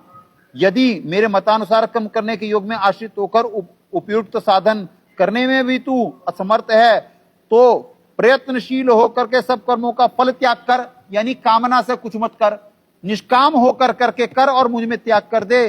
कितनी वो कह रहे हैं कि भाई तेरी सारी मजबूरी समझ रहा, तू कुछ तो कर ले, तू मेरे को प्राप्त होगा। ये दयालु के लक्षण है पुण्यात्माओं। वहां तो अर्जुन उन्हें देख करके, महाकाल जी का विराट रूप देख करके डर गए, कहे आप कौन हो। बार बार वो प्रश्न कर रहे कि मैं युद्ध नहीं करना चाहता हूं, और वो डरा रहे, कह रहे कि वो लड्डू दे रहे कि तेरे दोनों हाथ में लड्डू हैं, तू मर गया तो स्वर्ग को प्राप्त होगा, और अगर जो तू जिंदा रहा तो राज्य भोगेगा। और ये तो वैसे ही मेरे द्वारा मरे हुए हैं। तो ये तो बहकाया जा रहा था अर्जुन जी को, भगवान थोड़ी ना बहकाएंगे। ये देखो ये होते भगवान के गुण। वो कह रहे तुझे मेरे को प्राप्त करना है तो तू इतना कर ले, तेरे से इतना नहीं हो रहा, इतना कर ले, इतना नहीं हो रहा, ये कर ले, चल यही कर ले। ये होते भगवान के गुण। 12, अब ये देखिए, ये 11 पढ़ लिया आप, अब 12, तत्व ज्ञान के भाव से शास्त्र विधि को त्याग कर मनमाने अभ्यास से ज्ञान श्रेष्ठ है। ठीक है, शास्त्रों में वर्णित साधना ना करके केवल ज्ञान ही ग्रहण करके विद्वान प्रसिद्ध होने वाले के ज्ञान से सहज ध्यान अर्थात सहज समाधि श्रेष्ठ है, और ध्यान से भी कर्मों के फल का त्याग करके नाम जाप करना श्रेष्ठ है, क्योंकि ये कर्म फल त्याग कर भक्ति करने के कारण उस त्याग से तत्काल ही शांति होती है। यानी कामना से भक्ति नहीं करनी चाहिए, यहां ये बता रहे हैं। ये भगवान जीव के गुण उभारना चाह रहे हैं, ये भगवान का वर्णन हो रहा है, ये भगवान के गुण। और वहां तो बहका रहे हैं मां काल जी, उनका तो एक ही ऑब्जेक्ट था, डरा करके, धमका करके, लालच देकर करके कि भाई तू कैसे भी तू युद्ध कर, तेरे को तो युद्ध करना पड़ेगा। तब हार्ट फेल ना हो जाए, सदगुरुदेव जी ने सत्संगों में निर्देशित करा। उनका बढ़ावा रूप देख के वो तो कांपने लगा गांडीवधारी, और फिर वो कहने लगा जी मुझे अपना चतुर्भुज रूप दिखाओ। मैं समझ गया जी आप युद्ध करवा करके मानोगे, और मैं युद्ध कर लेता हूं जी। मेरा मोह भंग हो गया कि भाई कि अगर तो तू फिर महाकाल का रूप दिखा देगा, मेरा कलेजा पाट जाएगा, मैं मर जाऊंगा, हार्ट फेल हो जाएगा, मैं युद्ध कर लेता हूं। मैं समझ गया जी आपने युद्ध करवाना है मेरे से। तो कह दिए मेरा मोह भंग हो गया जी, और मैं समझ गया, मेरे को तत्व ज्ञान हो गया, मैं कर दूंगा। भाई तो उसी रूप में क्यों ना बोल दिया कि जी मैं आपका विराट रूप, वो कांप क्यों रहा है कि जी मेरे को उसमें रूप में दर्शन दो, ये तो मैं नहीं देख पा रहा हूं आपका ये रूप। ये है पुण्यात्माओं तत्व ज्ञान, ये है निचोड़ नीरखीर का निबेरा। अब ये आगे देखिए 13वां 14वां इकट्ठे हैं। जो सब प्राणियों में द्वेष भाव से रहित प्रेमी और दयालु है, तथा ममता से रहित, अहंकार से रहित, सुख दुख में सम और क्षमावान है, वह योगी निरंतर संतुष्ट है, निर्विकारी अर्थात मन इंद्रिय सहित शरीर को वश में किए हुए दृढ़ निश्चय वाला है, वह मुझ में अर्पण किए हुए मन बुद्धि वाला, नियम अनुसार भक्ति करने से मेरा भक्त मुझको प्रिय है। अब देखते जाना पुण्यात्माओं, एंड में गीता ज्ञानदाता क्या बात बोलेंगे, यानी काल भगवान के विषय में क्या बात आएगी, अभी आपको दिखवाते हैं आगे, आपकी आत्मा गदगद होगी। 15वां, जिससे कोई भी जीव ना उद्वेग को प्राप्त होता है, और जो स्वयं भी किसी जीव से उद्वेग को प्राप्त नहीं होता है, तथा जो हर्ष अमर्ष भय और उद्वेग आदि से रहित है, वह भक्त मुझको प्रिय है। अब देखो ये है भगवान के गुण कि उन्हें कौन प्रिय है, उन्हें कौन प्रिय है। ये देखो दुख में भी, ये फिर पढ़ो आप 13-14, जो सब प्राणियों में द्वेष भाव से रचित है, प्रेमी है, दयालु है, तथा ममता से रहित, यानी जो लोग मोह ममता में आकर के, जैसे धृतराष्ट्र अपनी बच्चे की ममता में आकर के करवा डाला ना महाभारत। अब यहां वो कह रहे कि मेरे को नहीं अच्छा लगा, ममता से रहित है, अहंकार से रहित है, सुख दुख में सम है, क्षमावान है, वह योगी निरंतर संतुष्ट है, निर्विकारी अर्थात मन इंद्रियों सहित शरीर को वश में किए हुए, वह दृढ़ निश्चय वाला है, वह मुझ में अर्पण किए हुए मन बुद्धि वाला, नियम अनुसार भक्ति करने वाला, मेरा भक्त मुझको प्रिय है। उन्हें कितने अच्छे स्वभाव का प्रिय है, देख रहे हैं, ये है भगवान के गुण। ये देखिए, ये सतोगुण, सतोगुणी के गुण। फिर 15 पढ़िए, जिससे कोई भी जीव उद्वेग को प्राप्त नहीं होता, और जो स्वयं भी किसी जीव से उद्वेग को प्राप्त नहीं होता, तथा जो हर्ष अमर्ष भय और उद्वेग आदि से रहित है, वह भक्त मुझको प्रिय है।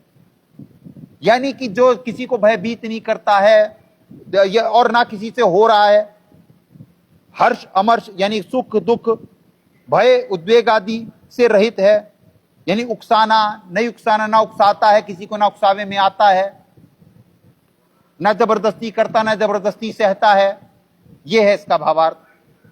फिर 16वां श्लोक, जो आकांक्षा से रहित, बाहर भीतर से शुद्ध, चतुर, पक्षपात से रहित, दुखों से छूटा हुआ, वह सब आरंभों का त्यागी, अर्थात जिसने शास्त्र विरुद्ध भक्ति कर्म आरंभ कर रखे हैं, उनके त्याग, शास्त्र विरुद्ध भक्ति कर्म आरंभ कर रखे हैं जो, और उनको त्याग कर शास्त्र अनुसार करने वाला मतानुसार मेरा भक्त है, मुझको प्रिय है। यानी जैसे शास्त्र विरुद्ध, जैसे ब्रह्मा विष्णु महेश जी की उपासना, त्रिगुण की उपासना, वो त्याग दी उसने, और मुझ ब्रह्म की उपासना कर रहा है शास्त्रोनुसार, क्योंकि शास्त्रोनुसार जो भक्ति स्टार्ट होती है वो ब्रह्म जी से स्टार्ट होती है, ओम से स्टार्ट होती है।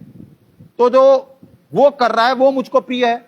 अब वो कैसा बता रहे हैं, बाहर भीतर से शुद्ध, गंदा ना हो, चतुर हो, पक्षपात रहित हो, दुखों से छूटा हुआ हो, हमेशा रोता धोता ना रहता हो, भगवान से कामना ही ना करता हो, मेरा ये कर दो जी, मेरा ये दे दो जी मुझे, दुखी मन से ना कर रहा हो हमेशा ही। 12-17, जो ना हर्षित होता है, ना द्वेष करता है, ना शोक करता है, ना कामना करता है, जो शुभ अशुभ सब गुण कर्मों का त्यागी है, वह भक्ति युक्त है, मुझको प्रिय है। 18, शत्रु मित्र में, मान अपमान में सम है, तथा सर्दी गर्मी में सुख दुख आदि द्वंद्वों में सम है और आसक्ति से रहित है। 19 निंदादि स्तुति करने निंदा स्तुति को समान समझने वाला, मननशील और जिस प्रकार से संतुष्ट है और ममता और आसक्ति से रहित है, स्थिर बुद्धि भक्तिमान मनुष्य मुझको प्रिय है। अब कौन है काल भगवान को प्रिय? टोटल सतोगुणी के ये सारे लक्षण हैं। उन्हें कितना शांत, अच्छा, वेल डिसिप्लिन्ड पसंद है। और वहां पे बेचारा अर्जुन कह रहा है स्टार्टिंग में, जी मैं युद्ध नहीं करना चाहता, ये तो मेरे खानदान के ही हैं सारे, और मैं इन्हें मार कर करके मैं भिक्षा का अन्न ले लूंगा, पर मैं युद्ध नहीं करूंगा जी। तो ये तो सतोगुण कहते, तभी तो कृष्ण जी युद्ध करवाते नहीं। तो इसी वजह से 21वें ब्रह्मांड से आकर के महाकाल जी प्रवेश कर गए और वो लॉलीपॉप देने लगे अर्जुन जी को कि भाई ये तो मैंने मार रखे हैं और तेरे तो दोनों हाथ में लड्डू है, तू भैया तू मर गया तो स्वर्ग जाएगा और अगर जो जीत गया तो राज भोगेगा। अब बताओ, वो तो महाकाल जी कह रहे हैं, डरा रहे हैं और लालच भी दे रहे हैं और विधान भी बता। अब ये काल भगवान के गुण है कि जो शास्त्रोनुसार भक्ति कर रहा है, जो उन्हें प्राप्त होगा, वो कितनी जीव को मजबूर समझ करके यहाँ पे और उसे कितना फैसिलिटेट कर रहे हैं। कैसे उसे समझा रहे हैं, तू ये नहीं कर सकता, चल ये कर ले, ये नहीं कर सकता, ये कर ले, ये नहीं कर सकता, ये कर ले, तू ये गुण ला, तू मुझे प्रिय होगा, तो शास्त्र विरुद्ध मनमाना आचरण त्याग, तू मुझे प्रिय होगा। अब देखिए फाइनल श्लोक में क्या कह रहे हैं, 20वां ये अंतिम श्लोक है इस अध्याय का, ये अब निचोड़ दे रहे हैं, अति प्रिय। अब सुनिए आप, ये संस्कृत में ही पड़ेगा दास। ये तू धर्मया मृतम इदम तथा यथा उक्तम पर्युपास्ते। अब ये पर्युपास्ते बहुत बड़ा शब्द है पुण्यात्माओं, एक शब्द से सारा कैसे बदल जाता है सारा खेल। श्रद्धाना मत परमा भक्ता ते अतीव में प्रिया। अब ये देखो, ये नहीं अनुवाद कर पाएंगे, वो इसी वजह से आपको यहां पे दिखा रहे हैं। ये पर्युपास्ते बड़ा इंपॉर्टेंट वो है, एक शब्द। अब मर्म को ना जान करके कि अभ्यास के ज्ञान द्वारा श्रेष्ठ ज्ञान से नहीं, ये तो 12 है, सॉरी।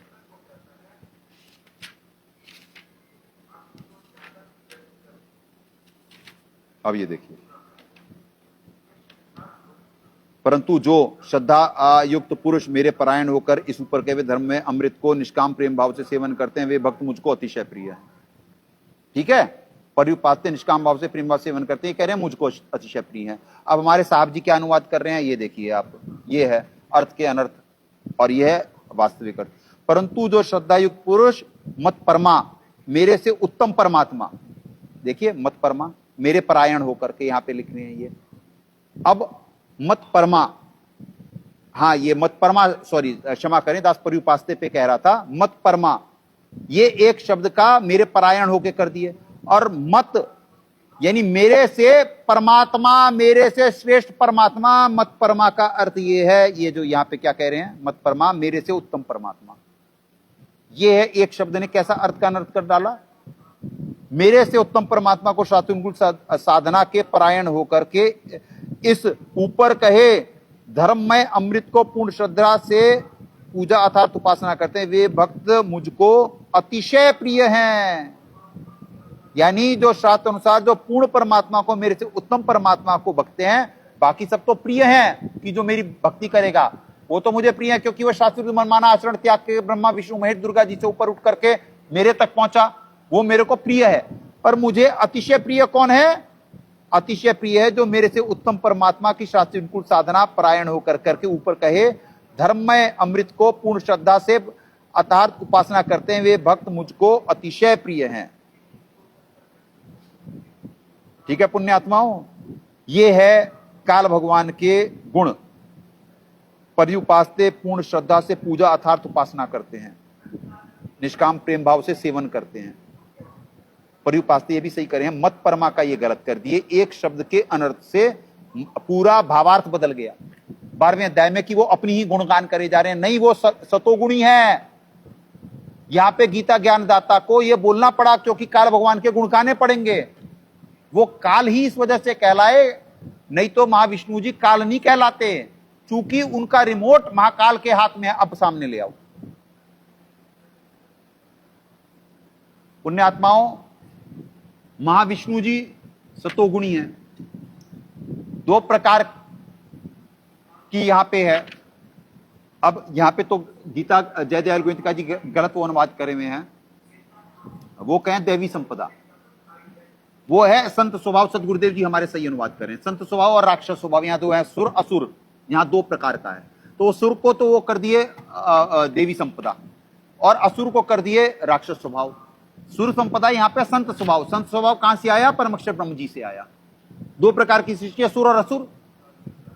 और सुरों में यहां पे जो महाविष्णु जी सतोगुणी हैं, तो वो तो सत्य बोलेंगे, संविधान का पालन करेंगे, भगवान से डरेंगे।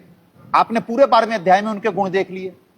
तो ये महाकाल जी को मजबूर होकर के ये तो ज्ञान देना पड़ेगा, वो छुपा थोड़ी नहीं सकते। पूर्ण परमात्मा का भी ज्ञान कितने श्लोकों में आपको साबित करवा दिया गया कि इसी गीता जी में पूर्ण परमात्मा पे ज्ञान तो उन्हें देना पड़ेगा, क्यों? उनका रिमोट भी तो सर्वेश्वर जी के हाथ में है, तो उनसे परमात्मा बुलवात होती है सारा। पर ये देखिए 12वें अध्याय में ये काल भगवान के गुण हैं, और जो बहकाए हैं वो महाकाल जी बहकाए हैं। पुण्यात्माओं, आज से बहुत साल पहले रशिया में किसी पुण्यात्मा ने केस करा था कि गीता जी बैन होनी चाहिए, क्योंकि ये युद्ध में गीता का जो भगवान है वो युद्ध के लिए उकसा रहा है, और इससे समाज पे अच्छा असर नहीं पड़ेगा। पर इंटरनेशनल ये इस्कॉन वाले उस केस को हैंडल करे, और वहां पे गीता जी बैन नहीं होने दिए। ये अपनी अटपट कर करके बैन करा दिए। पर जिसके भी आत्मा के वो विचार आए थे वो बिल्कुल सत्य थे। गीता जी बैन नहीं होनी चाहिए थी, क्योंकि गीता अनुवादकों ने सही अनुवाद नहीं करा है। गीता जी एक्सप्लेन करने वाला कोई समझाने वाला नहीं हुआ, नहीं तो इससे पवित्र ग्रंथ और इससे प्रमाणित ग्रंथ कोई पृथ्वी पे नहीं है। एक ही ग्रंथ से सारे धर्मों का आज पूरे चारों जो आपस में पंथ लड़ रहे हैं, दास ने पहले भी कहा कि धर्म तो एक ही है, वो है सनातन। ये जो चारों पंथ, हिंदू, मुस्लिम, सिख, ईसाई, ये अन्य पंथों में जो या जूस, जो सबका डिफरेंस है, ये सिर्फ एक गीता जी से ही सॉल्व हो सकता है। इतना अनमोल अमिट ज्ञान है, आपको साबित ही करा जा रहा पिछले कुछ दिनों से कि गीता जी में कितनी भेद, कितनी शक्तियों के बारे में, लोक परलोक, ज्ञान विज्ञान, मनोविज्ञान, सब सारा इसमें तो है। गूढ़ विज्ञान है इसमें, सृष्टि चलाने का भेद है इसमें गीता जी में। तो बैन नहीं होनी चाहिए थी, पर उसके भाव गलत नहीं थे उस बच्चे के जिसने केस करा था रशिया में। तो इस्कॉन ने जीता था वो केस, और नहीं हुई बैन वहां पे। पर किसी के आज तक समझ में आई है क्या? इस्कॉन वालों को समझ में आई है क्या? अन्य गीता मनीषियों को, या ये जो धरती पे जगत गुरु और शंकराचार्य कितने सारे हैं भाई इस देश में। शंकराचार्य भी हैं, जगत गुरु भी कितने सारे लगा लेते हैं, और तत्वदर्शी भी बनते हैं, पता नहीं क्या क्या है, सब सहारे तो हैं। किसी के समझ में आई आज तक कुछ? परमात्मा आकर के स्वयं बताते, सर्वेश्वर जी आते, फिर सदगुरु साहब आते बताते, फिर दास को निमित्त बनाते बस। तो आज परमात्मा ने दया कर दी, विधान पूरे करा दिए, त्रुटि रहित, कंप्लीट, कोई चेंज नहीं होगा। अब आपको उल्टे वृक्ष की व्याख्या हो गई है, ठीक है जी। आपको 12वें अध्याय से काल भगवान के गुण बता दिए गए, और महाकाल जी ने क्या अटपट करी, और क्या वो गीता ज्ञानदाता महाकाल जी हैं, और उन्हें मजबूरी में ये अच्छे श्लोक भी बोलने पड़ेंगे, क्योंकि वो भगवान के विधान से वो भी डरते हैं, वो श्रापित हैं, वो तो पूर्ण परमात्मा से ही परिचित नहीं है। तो वो अर्जुन को डरा धमका कर करके और करवाए हैं। और तभी कहा गया कि मैं न जब से न तब से, जब वहां पे तो दर्शन हो रहे हैं, वहां पे तो ब्रह्मलोक में विष्णु जी दर्शन कर रहे हैं महाब्रह्मा के, और ब्रह्मलोक में दर्शन कर रहे हैं महाशिव के, फिर आपको देवी भागवत से भी दिखाया गया, और महाविष्णु के दर्शन कर रहे हैं। तो वो कहां से कि मैं नहीं मिल सकता? उन्हें तो दुर्गा जी दर्शन करा दी। वो कह रहे हैं क्यों मैं अपनी योग माया से छुपा रहता हूं? वो तो व्यक्त हैं, ये आपको साबित कर दिया गया। वो व्यक्त हैं और अव्यक्त हैं, वो है वहां पे 21वें ब्रह्मांड में। तो प्रथम अव्यक्त कौन हुए? महाकाल जी हुए। तो इससे यह साबित होता है कल और आज के सत्संग से कि अधिभूत महाकाल जी, प्रथम अव्यक्त महाकाल जी, यानी शैतान ग्रंथों में है पर कोई समझ नहीं पाया। और योग वशिष्ठ महारामायण से कल आपको साबित कर दिया गया था कि महाकाल जी हैं। और जय दयाल गोविंद जी ने बिल्कुल वो जो बढ़ा हुआ काल है, बढ़ावा मतलब काल कहते हैं, कालेस्मी लिखा है संस्कृत में, बढ़े हुए का मतलब है महाकाल। और इस देश में ही मंदिर है उज्जैन में महाकाल का।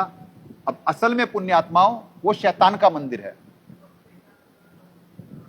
उनकी पूजा नहीं होनी चाहिए। उनकी नहीं होनी चाहिए, वो शापित हैं। अब ये कहना विवादित हो जाएगा, क्योंकि लोग कहेंगे हमारी भावनाओं को भड़का दिए जी। तो ये राक्षस स्वभाव है कि जब सत्य से परिचित कराया जाए तो जीव भड़क जाता है। तो पुण्यात्माओं, तत्व ज्ञान प्राप्त करने के लिए और परमात्मा प्राप्ति के लिए जीव को विनम्र अधीन होना पड़ेगा। इतना तो काल भगवान को प्राप्त करने के लिए होना पड़ेगा। उन्होंने कैसे कैसे पसंद करा कि मुझको प्राप्त होगा, वो कैसा होना चाहिए। तो पूर्ण परमात्मा के लिए क्या डिसिप्लिन होगा, सोचो आप, कितनी ईमानदारी चाहिए। तो ये आपको शैतान और भगवान के गुणों से परिचित करा दिया गया, आपको तत्व ज्ञान से परिचित करा दिया। देखो कितनी ठगाई हुई पृथ्वी पे। 12वां पंथ के लाखों और ये महाकाल के अंश जो आए थे, फेल हो गए आज। वैसे कितने सालों से फेल चल रहे, पर बड़े बेशरम है वो, क्योंकि पब्लिक का मूर्ख बनाए हुए हैं। पब्लिक कितने पीछे है, चंदा खा रहे, उसी धर्म को धंधा बनाने वाली इंडस्ट्री का पार्ट है, ऊपर नेताओं से नेक्सस है। तभी तो निरंजन धन तेरा दरबार है। ये तो आता बेल पे इतनी बाहर राम रहीम, बलात्कार के सजा काट रहा, कोर्ट ने, सीबीआई कोर्ट ने सजा दी, और ब्रह्मचर्य पे उपदेश दे रहा, और उसकी दुनिया दीवानी हो रही, सरकार सपोर्ट कर रही। और हमारे सदगुरुदेव जी ने जो ये ज्ञान दिया, और उसके बाद आरएसएस हिंदूवादी संगठन बन रहा। वर्तमान के प्रधानमंत्री जी हिंदू हृदय सम्राट बन रहे। गाय का मीट एक्सपोर्ट, यानी गाय गोकशी सबसे ज्यादा हो रही। और गोकशी के बिना, देसी गौ माता के बिना, ये क्या कहते हैं कि पृथ्वी, यानी वो भी एक सतोगुणी इंजन है, ये मालूम ही नहीं है किसी को। और भी शास्त्रों में भेद हैं, एक एक भेद से परिचित कराया जाएगा। ज्ञान तो अब शुरू हो रहा पृथ्वी पे। और अब जो आज तक मार्ग में, चाहे नेता हो चाहे धर्मगुरु हो, जो भी आज तक बने हैं ना इस मार्ग में, या ये 12वें पंथ वाले हो, धन को धंधा बनाने वाली इंडस्ट्री हो, शैतान तो एक्सपोज हो चुका है। ठीक है जी। अब आपको परमात्मा के गुणों से आप परमात्मा की भक्ति की शक्ति देखोगे। इस पूर्ण कि जब पूर्ण परमात्मा की भक्ति होती है तो कैसे असुर कटक धूमर उड़ जाई, सुरो रक्षा करे गोसाई, कैसे परमात्मा रक्षा करते हैं। दास अगर जो सबके सामने है और ये आश्रम चल रहा है, तो ये पृथ्वी पे इससे बड़ा कोई चमत्कार नहीं है। ये परमात्मा ही तो रक्षा कर रहे दास की, अदरवाइज ये आश्रम कैसे चल सकता था। उनके पास इतनी संगत, इतने पैसे, वो घूस दे दे करके सब जगह ट्राई करे, इतने वकीलों की फौज, पर क्या कुछ बिगाड़ पाए? नहीं। जाको राके साइया, मार सके ना कोई, बाल ना बाका कर सके, जो जग बैरी होए, मालिक की ये वाणी है, ये साबित करवाई परमात्मा ने दास को निमित्त बना कर करके। 12वां पंथ ठग चुका है, 12वां पंथ पतन पे है, खत्म है, विधान पूरा हो चुका है। ये जितने भी अन्य पंथ हैं, हिंदू, मुस्लिम, सिख, ईसाई, ये सब जाएंगे, एक सनातन आएगा। सनातन आएगा, सब अनेक से एक होंगे। पृथ्वी मास एलिमिनेशन तो होगा, क्योंकि जो नहीं मानेंगे, ये संदेशा प्रेम का सबको जाएगा, जो नहीं मानेंगे उन्हें जाना होगा। जो कि आपको दिखा दिया गया अध्याय 3 श्लोक 16 से, कि जो शिष्यानुकूल चक्र के अनुसार नहीं बरते, वो व्यर्थ ही जीवित हैं, वेस्ट पीपल ऑन अर्थ, उन्हें जाना पड़ेगा।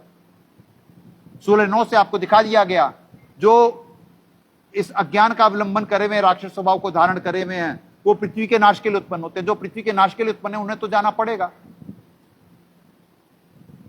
तो मार काट, हाहाकार, ये खत्म होगा पृथ्वी से। प्रेम का मार्ग है। पोथी पढ़ पढ़ जगमुआ, पंडित भया ना कोई, ढाई आकर प्रेम के पढ़े सो पंडित हुए। तो ये प्रेम का मार्ग है पुण्यात्माओं, अनेक से एक करने का। वसुधैव कुटुंबकम कहा तो जा रहा, पर जातीय जनगणना भी हो रही है।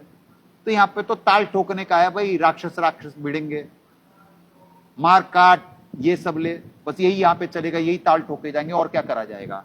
धर्म के नाम पे बांटो, जात के नाम पे बांटो, अपना उल्लू बनाओ, और पब्लिक भी खुश है, लॉलीपॉप देते रहो। पब्लिक को मारा जा रहा है, यहाँ पे पीसा जा रहा, लोकतंत्र के नाम पे मूर्ख बनाया जा रहा। तो लोकतंत्र जाएगा, अब परमात्मा का के विधानानुसार अब राजा बनेंगे पृथ्वी पे। अब आपको मालूम है परिवर्तन होने वाला है, आपको कुछ दिन पहले दिखाया गया था आपको, राजशाही आएगी, परमात्मा राजा बनाएंगे, और परमात्मा के विधान अनुसार अब पृथ्वी चलेगी। तो तत्वज्ञान से आपको परिचित करा दिया गया है। 12वें पंथ पतन, महाकाल जी की अंश फेल, सत ऊपर आ गया है।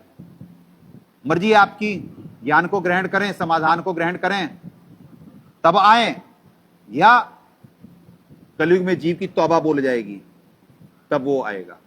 मर्जी आपकी। समझाए तो सिर धर पाऊं, बोर नहीं रहे ऐसा दाऊं। जंगजारी है प्रेम और ज्ञान आधार से, भावपूर्वक निमित्त बन अपने कर्म बनाए। सदगुरुदेव की जय। अग्ने पूर्ण ब्रह्म परमात्मा सर्वेश्वर बंदी छोड़ सतसुकृत जी महाराज की जय तथा उपग्ने सदगुरु साहेब महेश्वर बंदी छोड़ कबीर रामपाल जी महाराज की जय। सनातन धर्म की जय। सत साहेब।